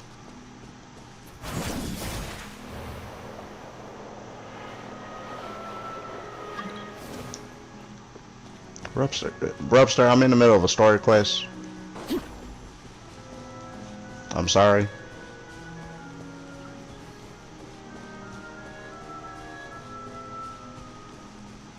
Pretty sure there's probably people that need to get Arlecchino's materials.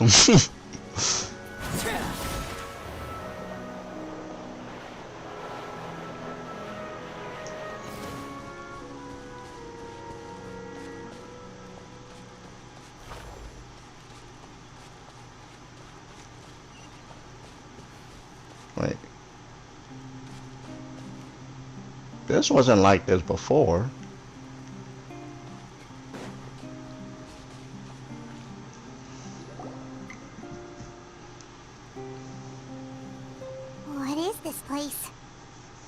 Somewhere long forgotten by everyone.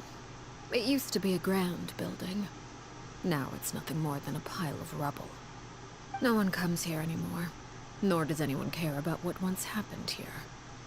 Although, this place does have something to do with the story I'm about to tell you. It was before I became a Harbinger, and before Linny and the others joined the House of the Hearth. Due to certain events, I first killed Clairvy and then her mother. And this is where it all happened. You were the one that killed Clairvy? Why? Patience now. Allow me to explain Clairvy's side of the story first. I'll start from the beginning. Clairvy was 6 years old when she was brought by her mother, Crucibina, to live in the House of the Hearth. From the outside, it seemed like a fairy tale. A thriving family made up of kind adults and friendly children. Crucibina was the knave at that time, and the House of the Hearth was under her control. She was Clairvy's mother by blood, but she was also the mother to all the children in the house. Clairvy was happy here, for a time. But she quickly realized that being part of this family wasn't a fairy tale at all. It was a kind of purgatory. Good lord. Purgatory? Exactly. The House of the Hearth takes in war orphans from all over Tevat. But as for how to raise them, that depends entirely on the person in charge. Crucibina came up with a novel idea. She would teach the children to fight, force them to duel each other, and then crown as the king of the house the child who proved themselves most worthy of inheriting her title. It's difficult to estimate the number of children who died or were maimed in the process. There's little I can say about the ones who died. The ones that emerged with permanent injuries, on the other hand, well, they still served a purpose. They would be handed over to the doctor to be experimented on, or sent away on dangerous missions. Nothing more than tools to be used and then discarded. So those were the experiments Clairvy was talking about. But what actually happened to her? You said that Clairvy was Crucibina's daughter, so if Clairvy tried to convince her to stop what she was doing, Crucibina probably would have listened, right? Despite being Clairvy's mother, Crucibina cared little for her daughter. She forced Clairvy to join the House of the Hearth only as a means to demonstrate her own impartiality as a mother, to prove that she treated all her children equally. Clairvy did try to convince her mother to change her ways, but it was to no avail. After her efforts failed, the only other option was to rise up and try to fight back. Unfortunately, the other children had already been thoroughly indoctrinated into the illusion of happiness Crucibina had created. Of course, there was one exception. Someone Clairvy's age who knew the truth about the House of the Hearth. Her name was Peruere. Wait, the friend that Clairvy mentioned? Friend, huh? I suppose we can call her that for now. Clairvy was a cheerful and passionate person with a tenacious spirit. Peruere, on the other hand, was rather cold-blooded. Her cold-blooded nature allowed her to see through Crucibina's facade. Yet, it was also this cold-bloodedness that prevented her from acting against it. At least at first. While Clairvy longed for freedom, Peruere was convinced that, amid all the fighting and violence, she would make it until the end. Despite their differences, the two became fast friends, united by their knowledge of the truth. Clairvy told Peruere that she hoped to create a real family, where no one would be killed or sacrificed. There may have been a certain naivete to her ideas, but Clairvy proved her determination many times over. She tried countless times to run away, ask for help, or expose the truth. But her efforts only earned her beating after beating. The only thing that kept her going was her strength of will. Even with her body racked with pain, she would still stand on her tiptoes and open the window at night. She and Peruere would look out at the moon together, a fierce longing for freedom shining in her eyes. But one day that light simply vanished. Oh no. What happened? Her hopelessness resulted from a culmination of things. 10 years had passed. 10 years worth of failure after failure. She and Peruere weren't children anymore, but finding any chance to escape still seemed as hopeless as ever. It was during this time that Peruere suggested a new plan. If escaping was out of the question, why not take down the very person sitting on top of this throne of lies? Mother herself. Clairvy rejected that proposal. She claimed that, as a famous harbinger, Crucibina possessed an unimaginable amount of power. Trying to kill her would have an incredibly low chance of success. Clairvy never gave another reason, but Peruere could see it written all over her face. Clairvy still thought of Crucibina as her mother. Killing her own flesh and blood was a line she couldn't bring herself to cross. If she couldn't escape and fight back, then only one option remained. Death. Precisely. Death was the only way that she felt she could be free. It happened during a duel.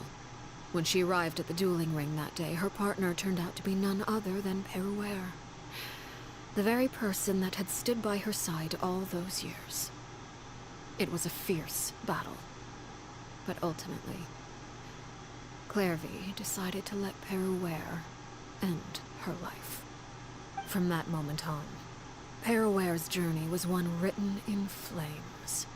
When the rain finally came and washed it all away, there she stood, the sole victor in Mother's endless game of slaughter.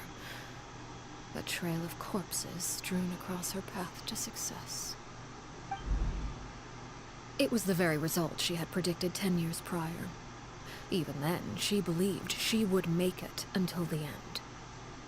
She wasn't surprised by the fact that she emerged as Mother's undisputed heir. Rather, her success left her with an inexplicable sense of restlessness. She was unsettled, and there was only one thing that could quell that sensation. Perhaps you two would like to take a guess as to what it was. Killing the person at the very top. Crucibina, you mean? But... Correct. This is the place where Peruware killed her best friend. A mere year later, this is also the place where she fought tooth and nail to kill the mother they shared. The moment she acted, any conception of what was right or wrong ceased to matter. It's one of the principles of the house. Only those who survive get to write the rules. Peruware won the battle, and became a harbinger herself. After which Her Majesty, the Tsaritsa, bestowed upon her a new name. Arlecchino. So the Perry Clairvy was talking about... It was you all along. You're Peruware. Arlecchino is just a name you got later. This was your story just as much as Clairvy's. I left that name behind long ago. I must say, hearing it now does bring back memories. After I defeated Crucibina, the moniker of Mother died with her. I chose to forego the title she called herself, and even chose to give up my own name. I rebuilt the House of the Hearth under a new identity. Not only as Arlecchino, but as father. And that is where the story ends. Any more questions? The Clairvy we met, though, who is she exactly? Yeah. Based on what you just told us, Clairvy wasn't a little kid when she was killed. So the Clairvy we met... Was she really a spirit at all? I suppose you could call her an illusion born of flame. Her existence is like ashes to a fire.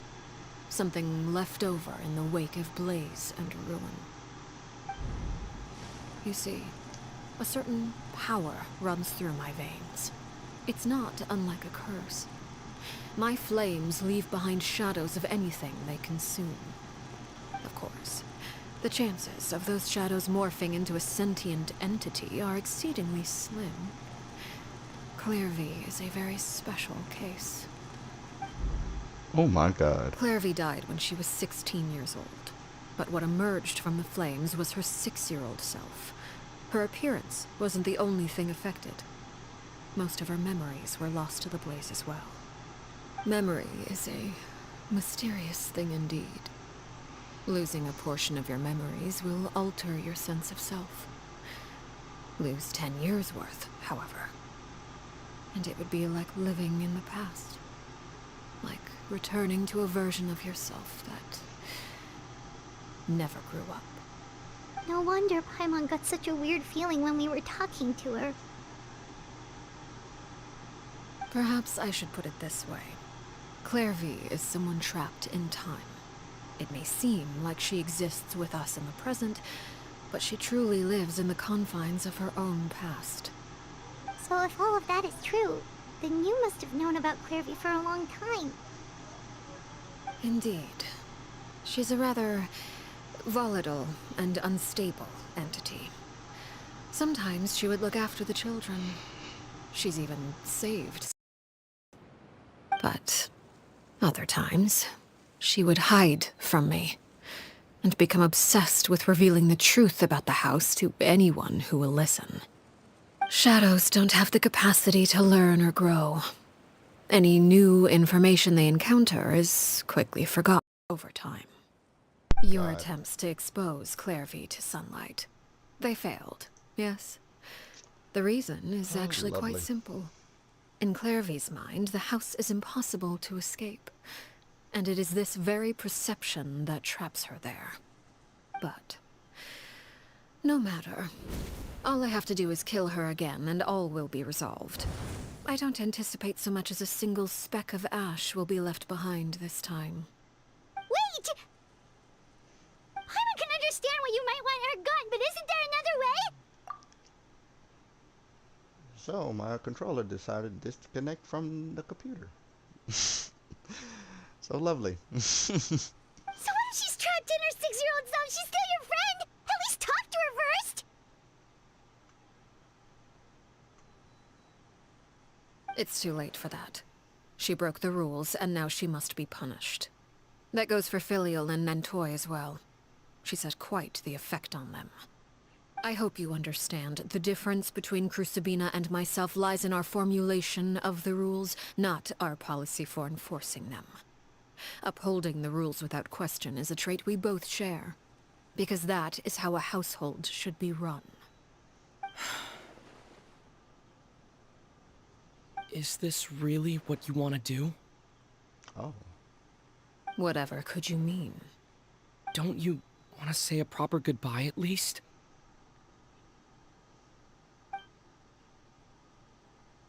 Whether as a killer or as a father, there are two things that must be avoided at all costs: anger and sorrow. Anger makes you impulsive. Sorrow causes you to waver. Well, it appears it's about time to proceed. Before we arrived, I told some of my well-behaved children to bring our troublemakers here by nightfall.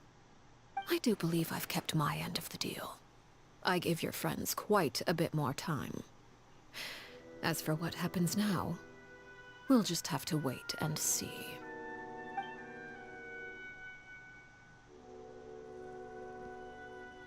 Oh, God. Here they are, Father. Oh, you gonna execute him? Seeing something like that would actually be a first for me. Lenny! Very I'm sorry. I heard about how you helped buy us more time. But I still failed.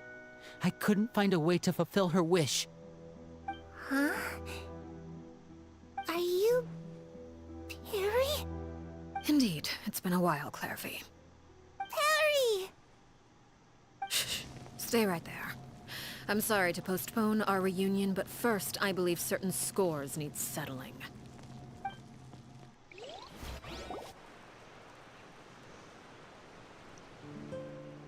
Father, let me explain. Out of my way. Father! You chose to conceal a threat to the house. And for that, you must be punished. Overall, however, I suppose your wrongdoing is hardly the most egregious of the bunch, so I'll deal with your punishments later. As for right now, the more pressing concerns are the traitors among us. By traitors? Do you mean us? Father, let me explain. We didn't mean to... Fultz, why don't you share what you heard? Yes, Father. Secret Midnight Meeting number 3. Participants, Filial, Nantoy, Sato, Toddy. Nantoy clearly said, if only Father wasn't the one who took us in. Sato added, I'm sick of this life. I just want to live as a normal person. Filial was the worst of them all. She called us crazies and said a bunch of mean things about Father. I did not! You're lying! Fultz is trying to frame us. It's not like I'm the only one who heard those things. After that, you and Toddy and a bunch of other people started talking about Clairvy. You were using all those things Clairvy brought up as an excuse to question Father. We're birds locked in a cage. The only way out is to destroy it. That's what you said, wasn't it? You little... You just want me gone, don't you? What did I ever do to you, huh? And you, Sheplo, have you forgotten who stood by your sickbed, watched over you, and changed your dressings? Come on, let's hear it then. What's your reason for all this?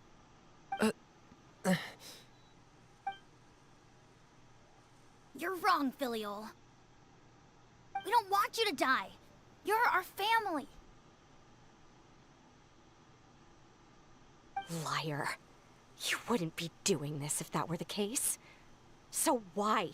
Why have you backed us into a corner? We all live in the House of the Hearth.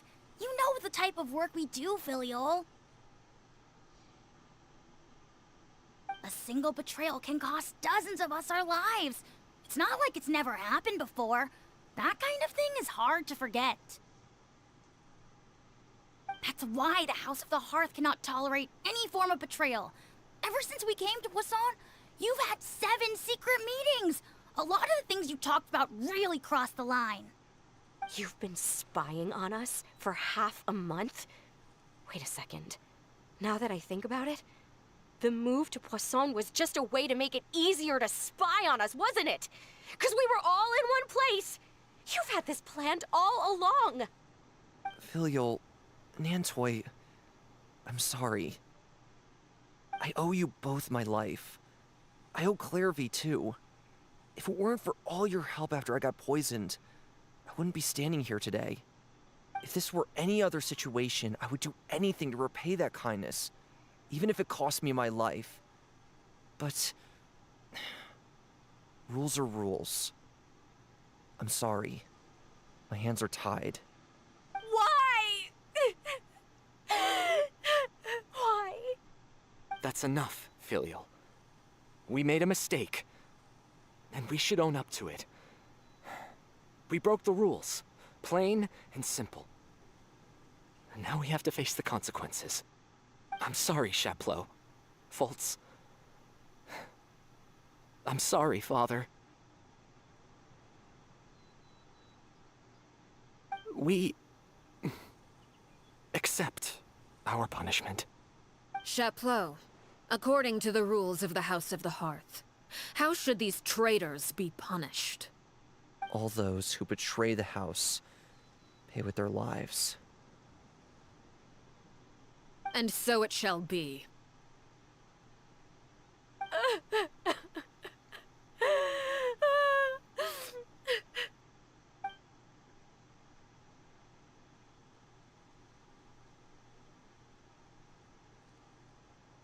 Father, please wait! Something you want to say, Linny? Please reconsider, Father. What Filial and the others did, does it really count as betrayal? We all come from broken families. From the very first day we joined the House of the Hearth, we wanted nothing more than to make it a real home. But the truth is, none of us know what a real home should look like. I'm not saying I have all the answers. All I know is this. Killing Filial and the others may uphold the rules, but doing so will only bring us further away from being a real family than we've ever been. So please, Father, please, reconsider. I agree with Linny. Father, please. Linny, you...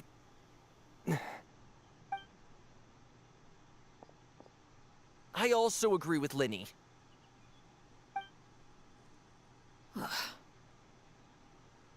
An order once given cannot be rescinded. However, given the extent of your determination, I suppose we shall have to go about this a different way. Draw your weapons and face me. Our weapons? Father, are you referring to a duel? Precisely. The rules of the house will not be altered. Traitors must be punished. However, resolving disputes with a duel is also one of our rules, one that also applies to me. Demonstrate a sufficient showing of strength, and I shall offer a concession. Wait. Beat Father in a duel? Impossible. Father is way too strong, even for Linny.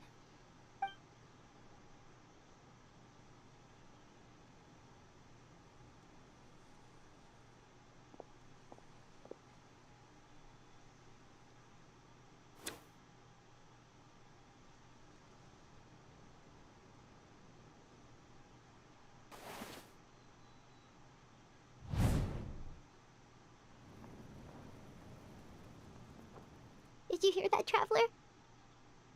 Linny and the others have to duel the knave. What should we do? Can they really win something like that? If they lose, those people from the house are really gonna be executed. Hey, are you listening?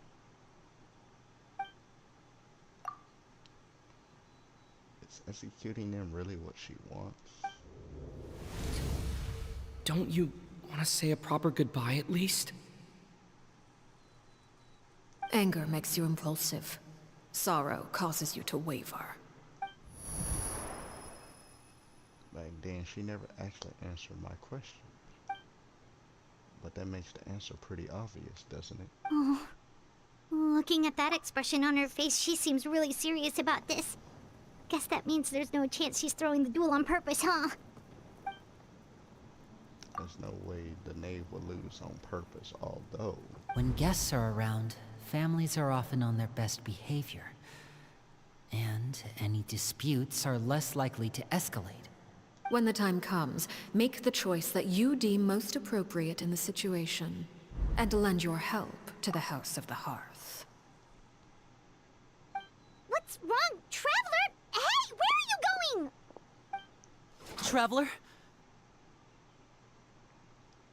I'd like to see for myself what the fourth of the Flotilla Harbingers can do. You're asking to join the duel against the knave? If that's okay. I'll allow it. We do have a ready-made dueling ring at our disposal, after all. All I would advise is this. Keep a firm grasp on your weapon, and give it your all. Any less, and you may just lose your life.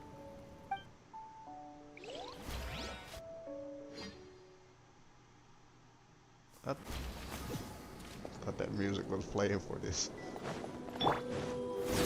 Solidify! Everyone hold hands! Is it my turn now? With these rising flames! Watch out for Father's movements! Is it my turn now? Now that's more like it. Stabilize! Illusion shattered! Hey, Okay. share my knowledge! Yeah. Over here! My turn.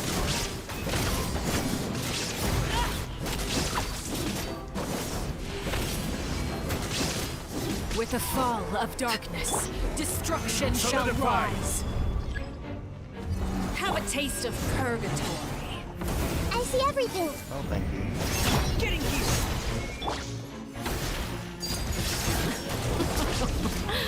Look at you. Trapped like a bunch of helpless animals. Stabilize!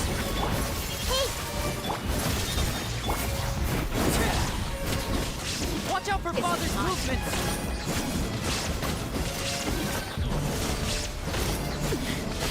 Commendable. Witness my rise. With these rising flames. I see everything! Shine down. Is it my turn now? Are you alright? The Temple of Wisdom! Not bad. You've proven to be a worthy opponent after all. How amusing. Okay. Who's next? Getting here! Your energy. Running is a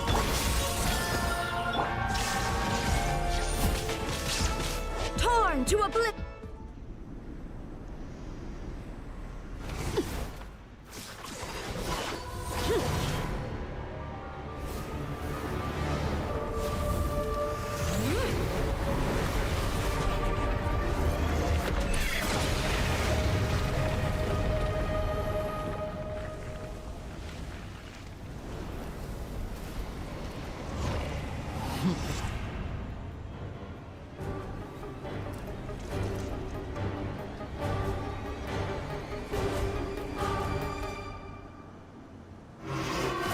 Kindness has been seared away.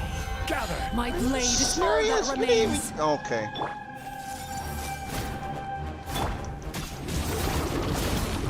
This is order! Now's our chance! Over here!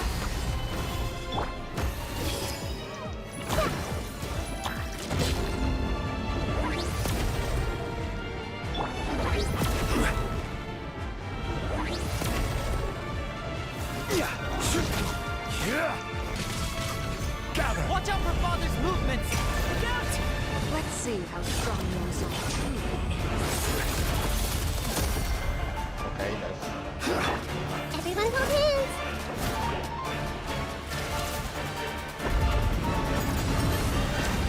is. The sun and moon have set. Only ruin remains. Now's our chance!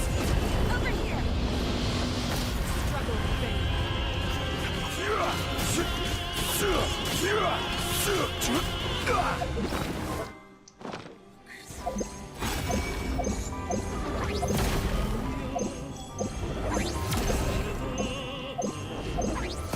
Watch out for Father's movements! Look out!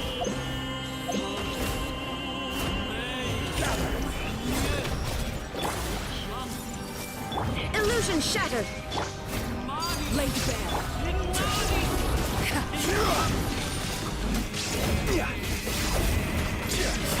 Now's our chance! Over here!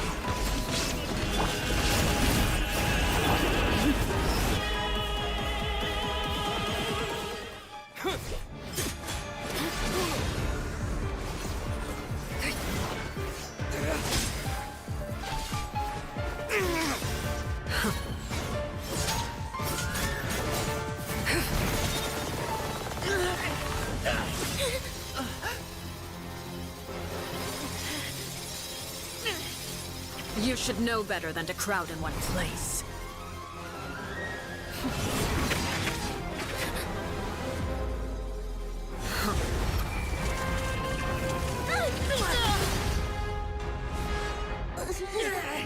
Oh, I know. No! I'm sorry, Father!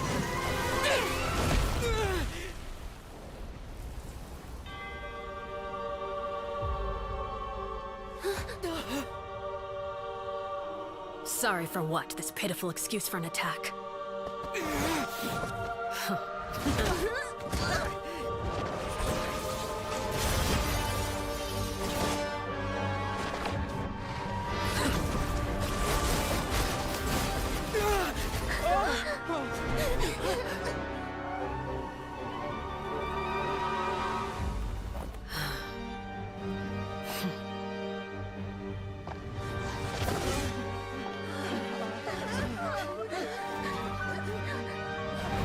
Father, no!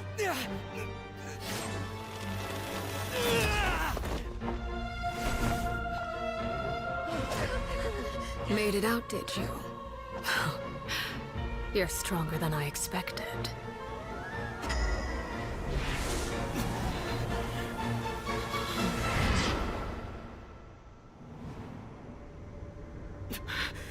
A crimson moon? I can't move.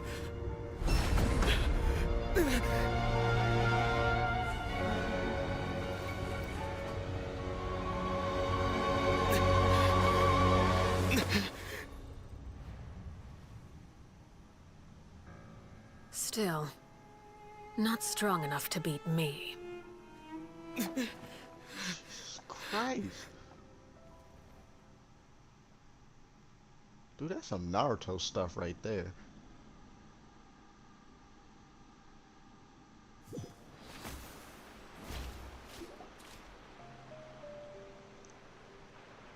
You're all good, Carla.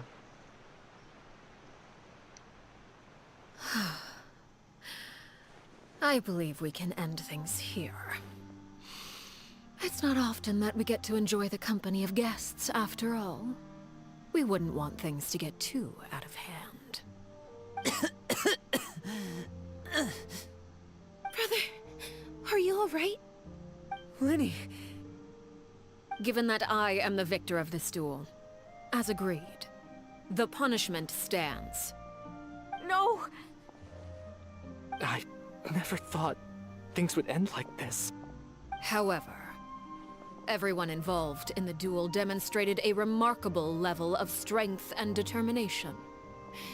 In light of this, I'm prepared to change the method of execution. Elwar, the bottled flames I gave you for safekeeping. Do you still have them? Yes? I wasn't sure what they were for, but I've kept them super safe. I didn't lose a single one. Wonderful. Then, in just a moment, I'll have you administer them. Bottled flames? Indeed. They're the product of a secret experiment. Under certain special circumstances, flames can be extracted from my person and preserved. Once ingested, searing pain will spread across every inch of your body. No harm will come to you physically, but your memories will be burned away. If you can withstand the pain. When you awake, you'll have forgotten everything you know about the House of the Hearth, and will be expelled from the organization. In other words, administering this concoction will kill the version of you that grew up in the house, and give you a new identity. So that means the young man that I thought looked familiar, one selling newspapers outside the Palais Memorial, he must have been the same horror we saw on the list of executions. He wasn't killed at all. Memory is a mysterious thing indeed. Losing a portion of your memories will alter your sense of self.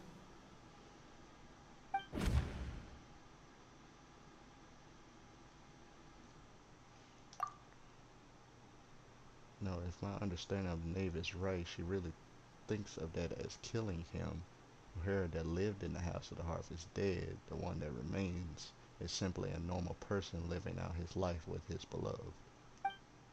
Even so, it's much better than actually ending their lives. So, you're just letting us go, Father?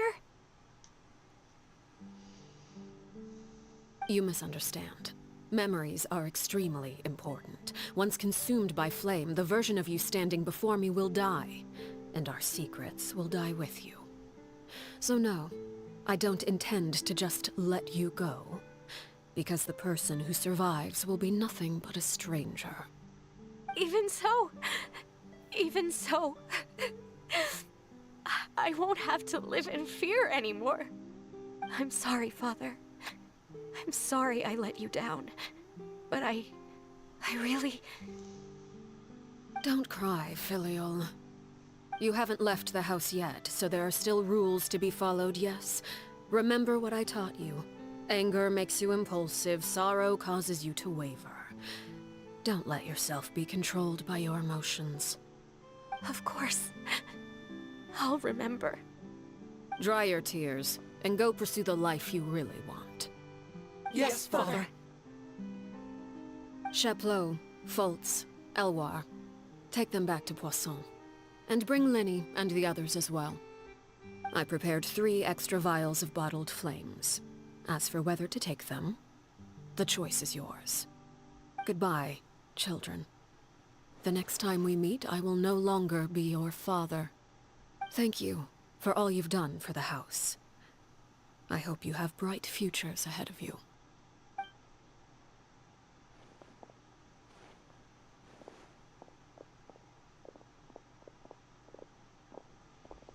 Father.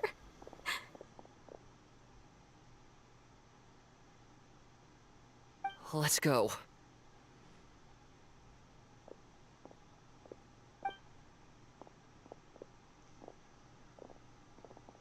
Here, grab my arm, Linny. I'll help you walk back. Thank you.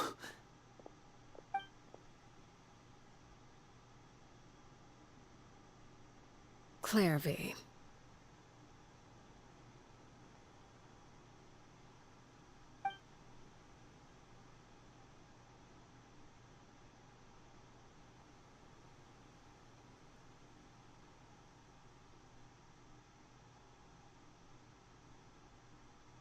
Can we talk now?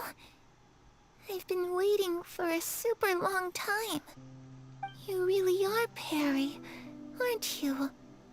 I haven't seen you in so long. How come you're all grown up? Wait, did I somehow travel to the future on accident? Or am I dreaming? What a long dream. Neither. You died, Clairvy. That's what happened. You could have at least sugarcoated it a little. She's done speechless.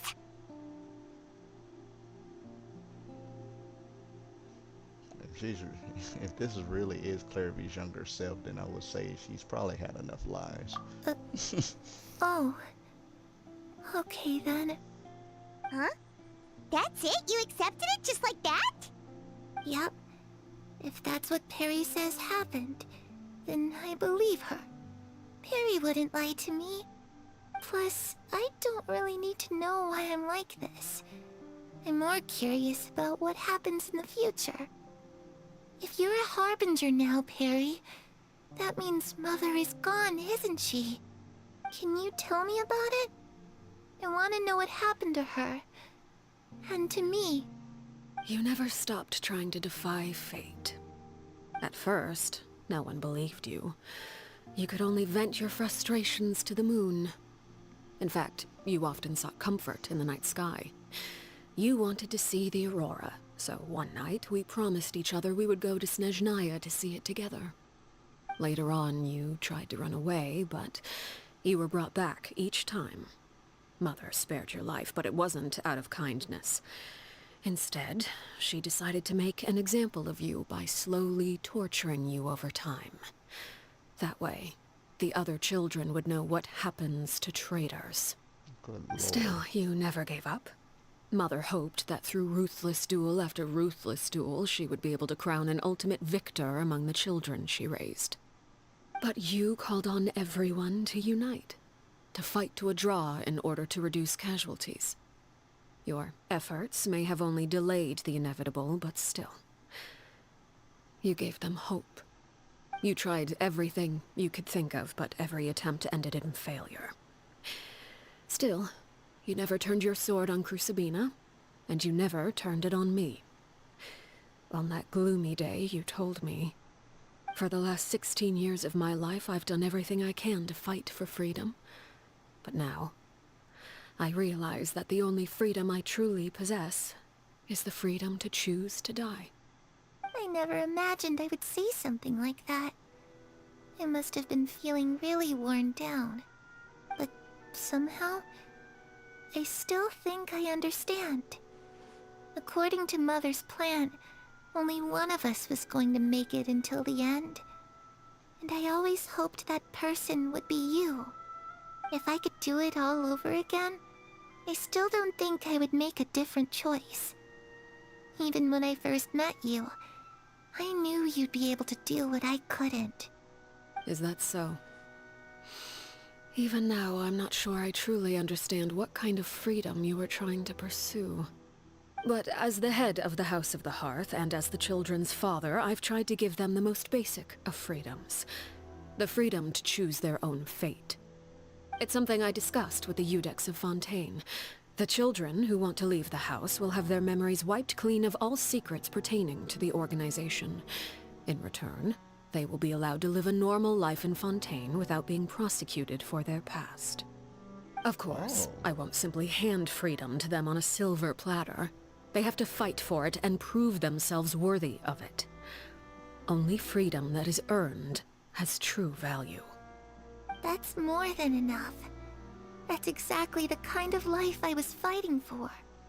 You know, Perry, I think you're a pretty amazing king, and a really great father, too. I'm really happy that you're the one who took over the house. I guess I do have one regret, though. I still haven't seen the outside world. Well, it just so happens that our dear guests over here have been to many nations and traveled to countless places. Perhaps they would be willing to tell you what the outside world is like. Really? Of course! We've traveled all over the place. We've got so many stories, we could probably talk your ears off for 3 days straight!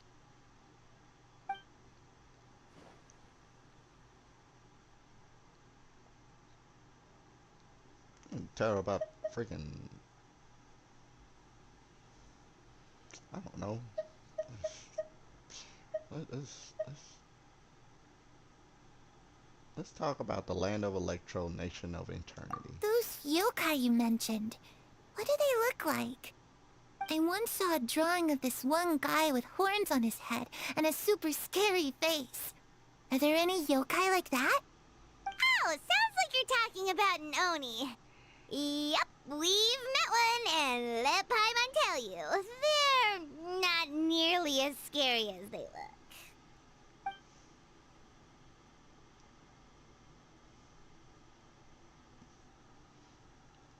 Oh, so we're gonna be talking about all of them, okay. You know, I used to dream of being a bard. Playing the lute while singing into the winds of freedom. Even if there was no one there to listen, I would have continued to sing no matter what.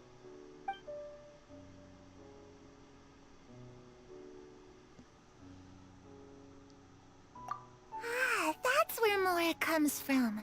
I never knew that before. If I asked Mora, I would buy 3 new dresses. One for me, one for Perry, and one for Mother. It's just too bad Perry doesn't like wearing dresses. And Mother, well, she probably wouldn't accept something like that either. I guess I'd just have to keep them all for me then. I could wear a different one every day.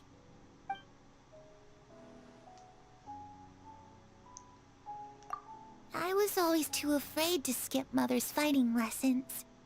But at the academia, I bet you could do all sorts of secret things in class. Things that have nothing to do with studying. I'm just kidding. Being able to study whatever you want without having to fear for your life actually sounds pretty great.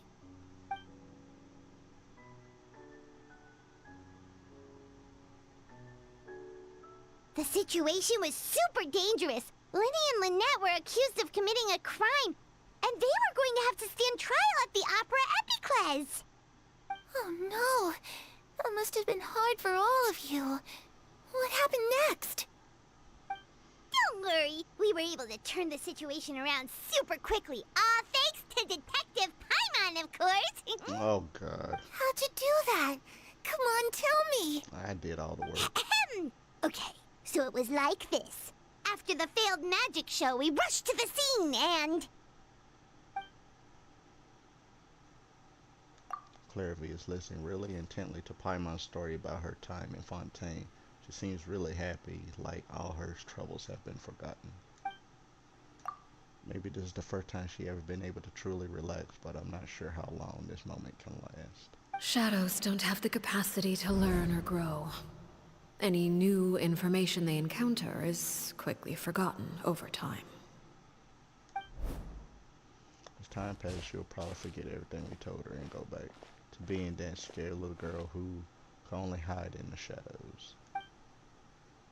I was so busy thinking I almost didn't notice the sun has risen.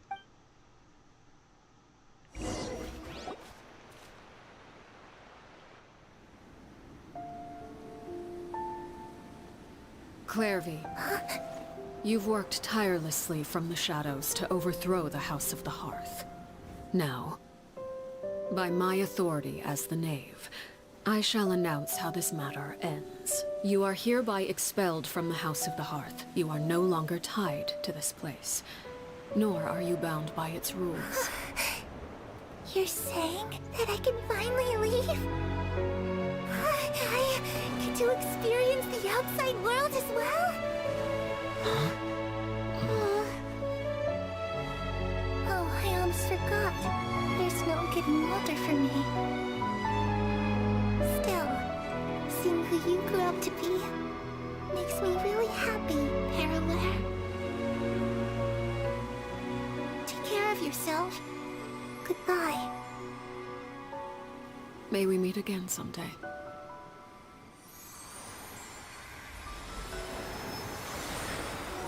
Dude, this is like the freaking third time this got depressing.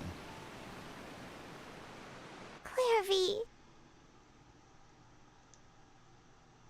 She left so soon. Paimon didn't even get to finish her story.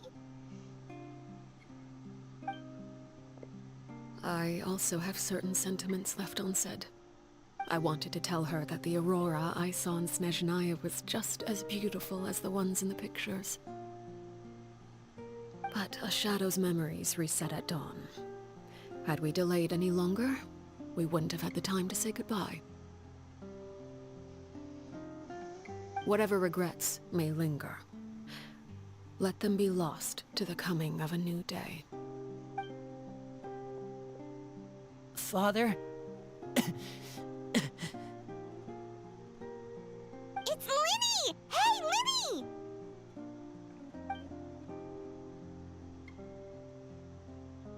What is he doing back here? Let's go check it out.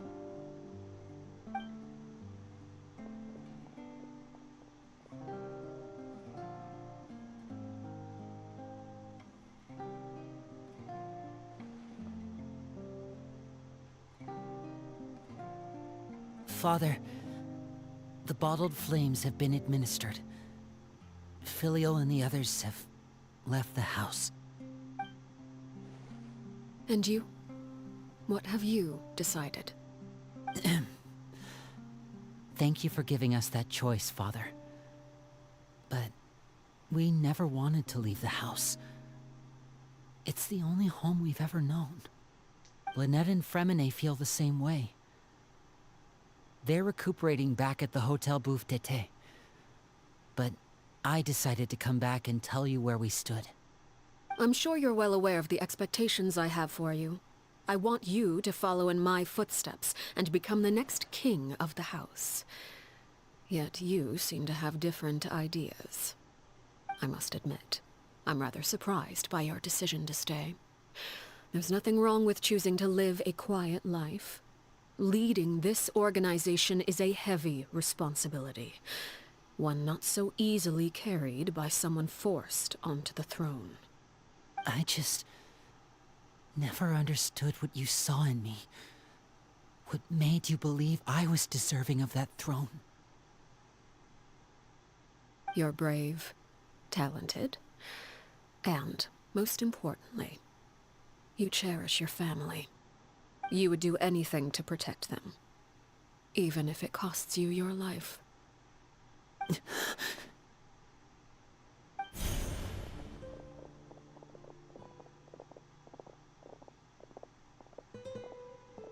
Speaking up back there was so brave of you, Linny. It's all thanks to you that we were able to convince Father to back down. You're a hero, Linny. Hero. Father is the real hero. Had Father gone all out during the duel, there's no way I would have walked away with my life. She must have had it all planned from the beginning, from the very moment she suggested a duel. I'm not deserving of that title. I'm not strong enough, or smart enough. You're wrong. In my opinion, all you need to be deserving of the throne is conviction, and the necessary strength to act on it. We may have different ideas of what it means to be a family, but you can hardly be said to lack conviction. What you truly lack is strength. For someone of your talent, though, that's something that will come with time. Even without that strength, you still chose to face me in a duel, even though the odds were stacked against you. That capacity to honor your convictions is what I truly see in you. Father. No one knows what the future holds, what tragedy or triumph may be in store. Being at the head of this organization requires the strength of will to face whatever comes. Caution will only hold you back. If reaching a certain standard were required to go after what you want, I would never have succeeded in killing my predecessor. Back then, there was still a considerable gap between our abilities. Strength may decide the ultimate victor, but those who let a lack of strength dictate their decisions or undermine their convictions will never be worthy of the throne. I understand, Father. Thank you. Children must grow up to surpass their parents. Only then can a family continue to flourish. The road ahead is not an easy one. So I'll ask you one last time. Are you certain you want to stay? You've done so much for me, Father, and that kindness must be repaid. Plus, with Project Stuja at hand, there are many dangers ahead, and I, for one, don't intend to back down. Protecting my family at all costs. That's my conviction. Then you're welcome to stay. As for Project Stuja, you need not be too concerned. If those cowardly businessmen and heartless dignitaries try to take us down, I'm prepared to teach them a lesson. Having members who longed for the light was our organization's last weakness. With those members no longer among our ranks, the House of the Hearth is like a spider hiding in the shadows. We need only wait for our prey to come to us. At present, our imperative is to use their plan to our advantage. In doing so, a crimson moon shall rise amid the frigid blizzards of winter. No demonstration of loyalty shall go unrewarded, and no sacrifice shall be in vain. As for the two of you, whether we meet again as friend or foe, I'll remember the camaraderie we shared in this moment. No matter how arduous the journey ahead, I hope we both reach our desired destination.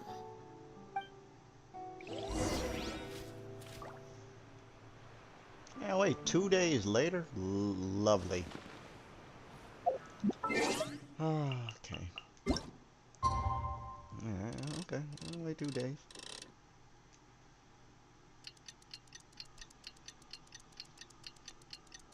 Yeah, speed up time.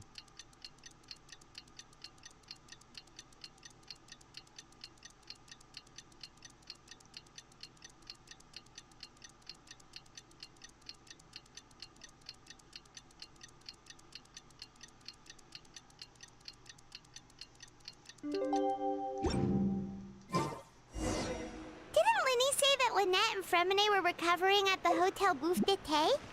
Oh, Paimon wonders how they're doing. Maybe we should go check on them.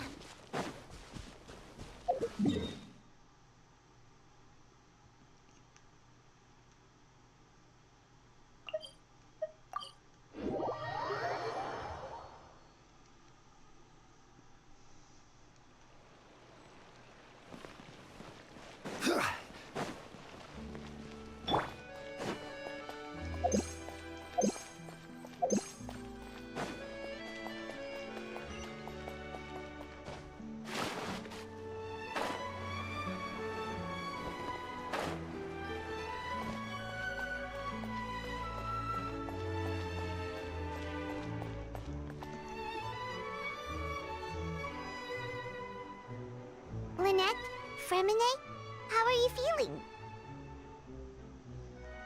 Much better. Whew, what a relief. What about you? Are you feeling alright? There's no need to worry. I knew you'd come out unscathed. Us, on the other hand, well, we've been bedridden for 2 days. I couldn't even turn over. Oh, and I wanted to ask, is Clairvy gone? Linny and the other members have left Poisson and returned to the House of the Hearth. According to him, there haven't been any more sightings of a spirit roaming the house. We bid her farewell under a blanket of sunlight. Her wish has been fulfilled. I see. I'm glad. Father came to check up on us 2 days ago and told us about what happened with Crusabina and Clairvy. Actually, I've met Crusabina before. Hey, how?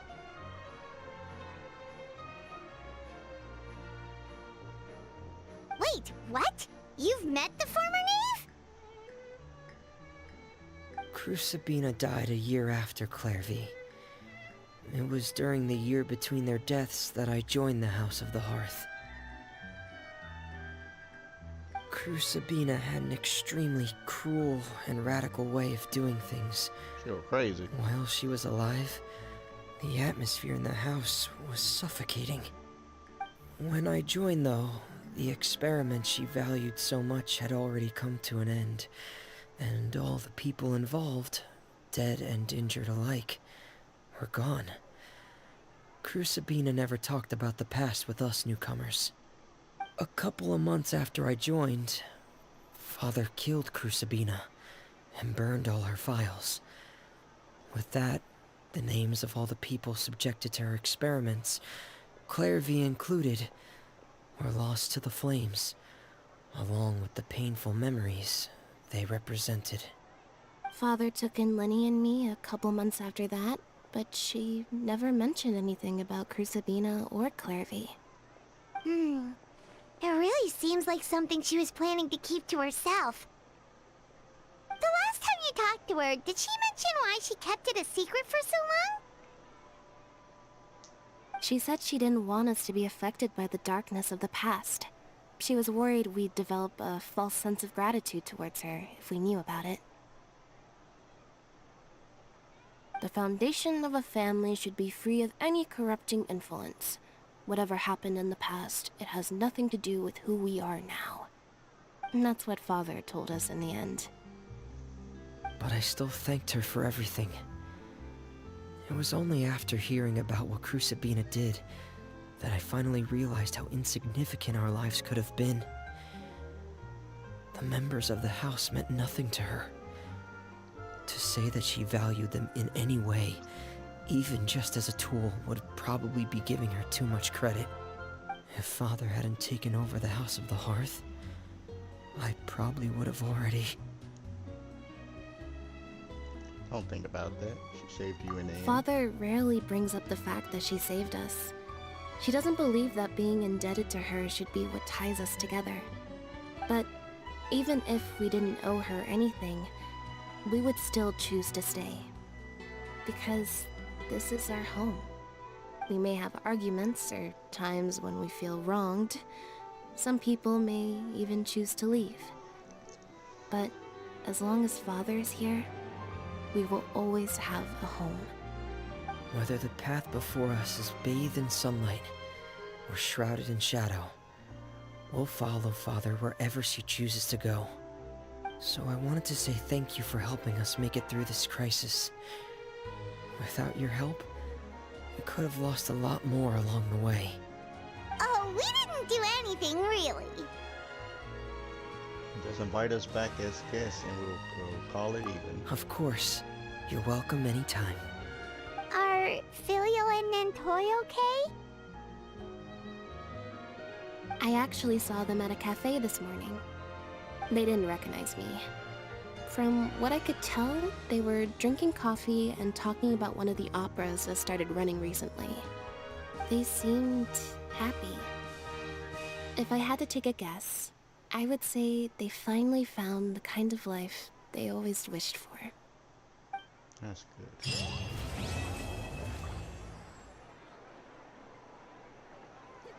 And that is the end to Arlecchino's story. Yay!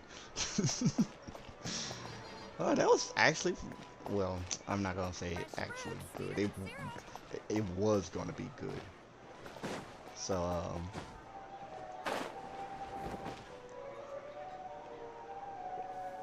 and my God. So okay, well, we unlocked her.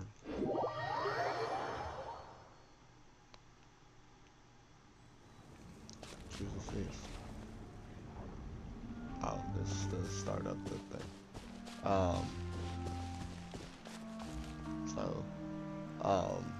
Yeah, I wasn't expecting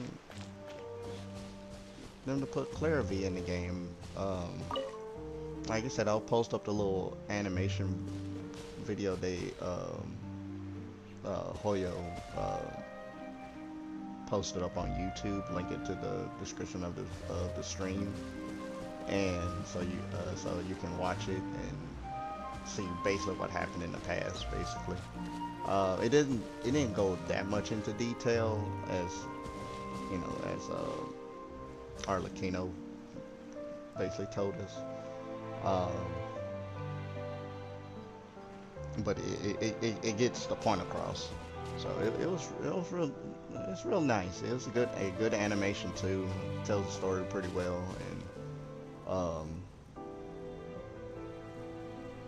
I am shocked about that one part with my character and Arlecchino, where they just looked into her eyes and end up going into like some other plane of existence. And basically basically just showed how truly strong she actually is, and kind of proves the reason why she is number 4 for a reason.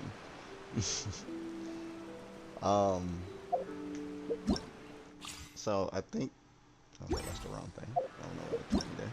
So I think my next streams is gonna be probably like doing the rest of the other characters up and everything to catch up, basically, because I am, as you can see, I am very behind. um, they then I also am trying to get uh, another copy of Arlecchino, so to get her to Constellation 2. And oh yeah, they never explain why she's able to do that. Like, let me see something.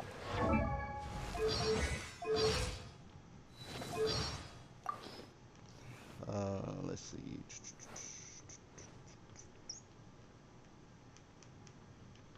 Oh, I had to raise up the friendship level. So I'll be working on that.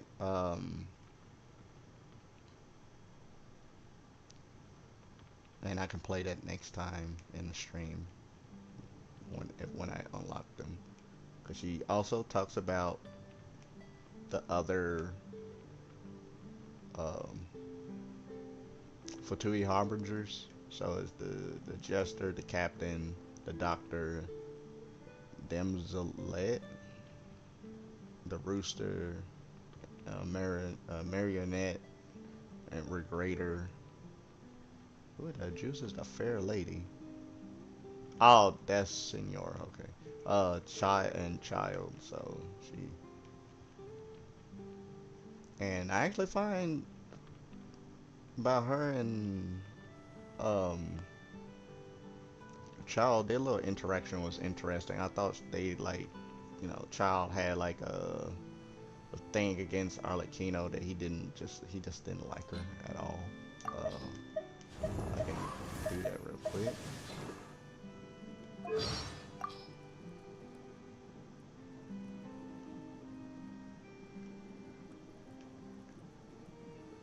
Oh, did they add more?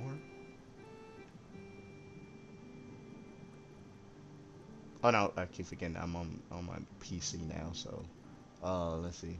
Look, I've got nothing against people who have their own agendas. I myself joined the Fatui to get more experience in combat. But I don't like her at all.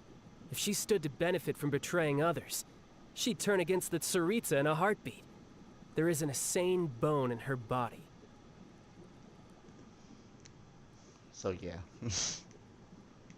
I'm surprised they didn't update that, but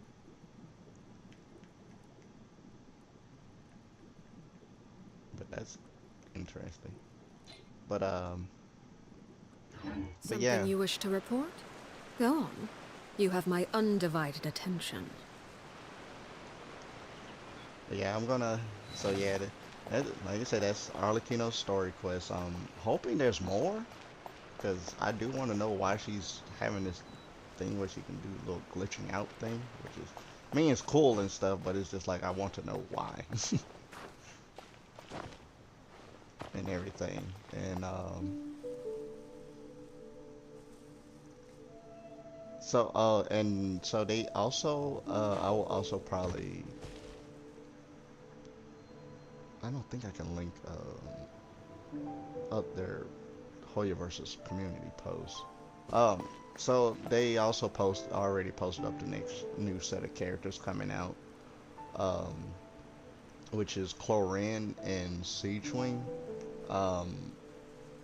you probably will have to check my older streams to really look at them if I cannot post those. Staring into my posts. eyes is ill-advised. I can't promise you'll like what you see.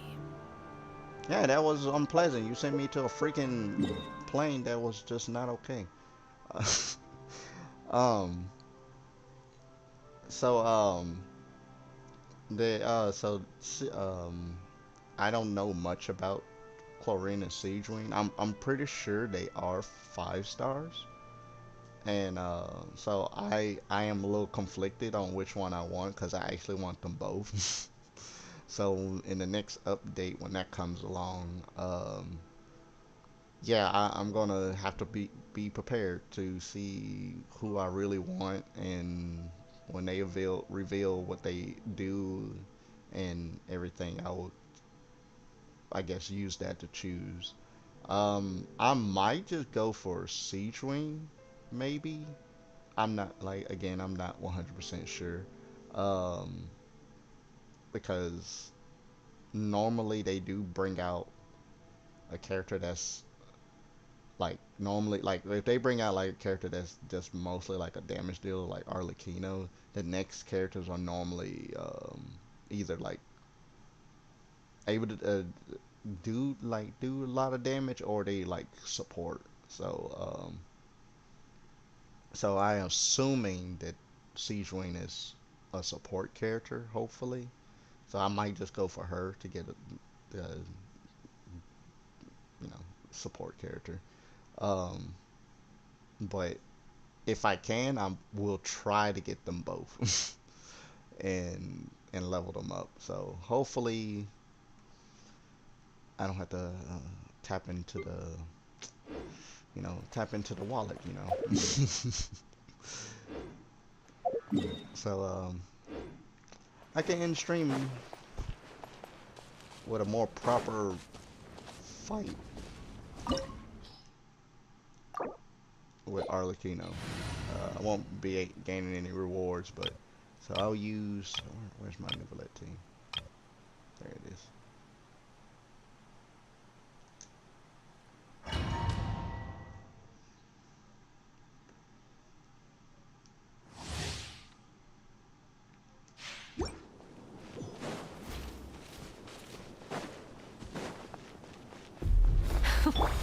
Afraid?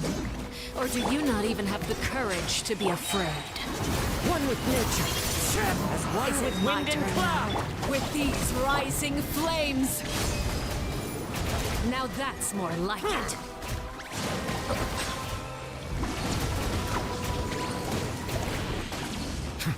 Spare your energy. Running is of little use. Have a taste of purgatory. No, thank you. Bow your head. Stand with me. Let's close.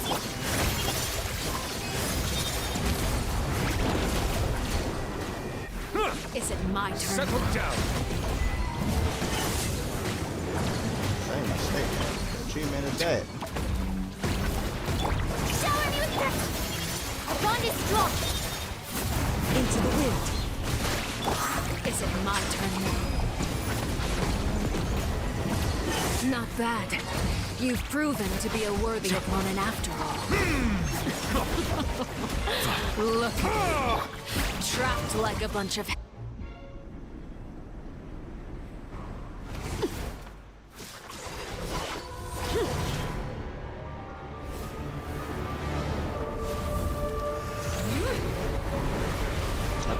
I think she has like my most favorite design out of the Harbingers. When they go all out.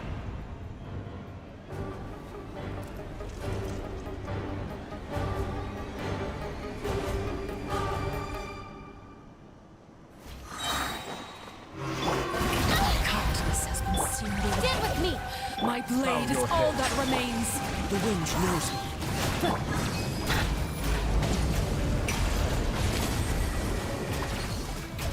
Be sanctified.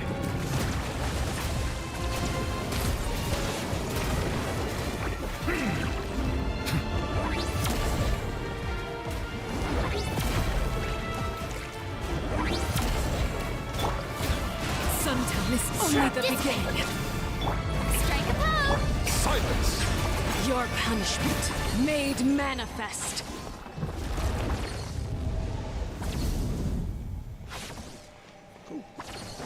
What the jizz is this?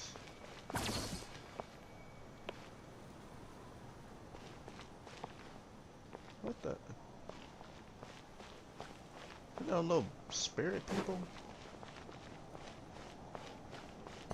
Oh god, I didn't even realize it got, like, a little thread.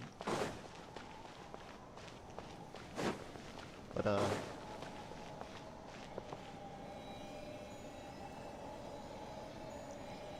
those things are kind of weird. So yeah, that'll be it.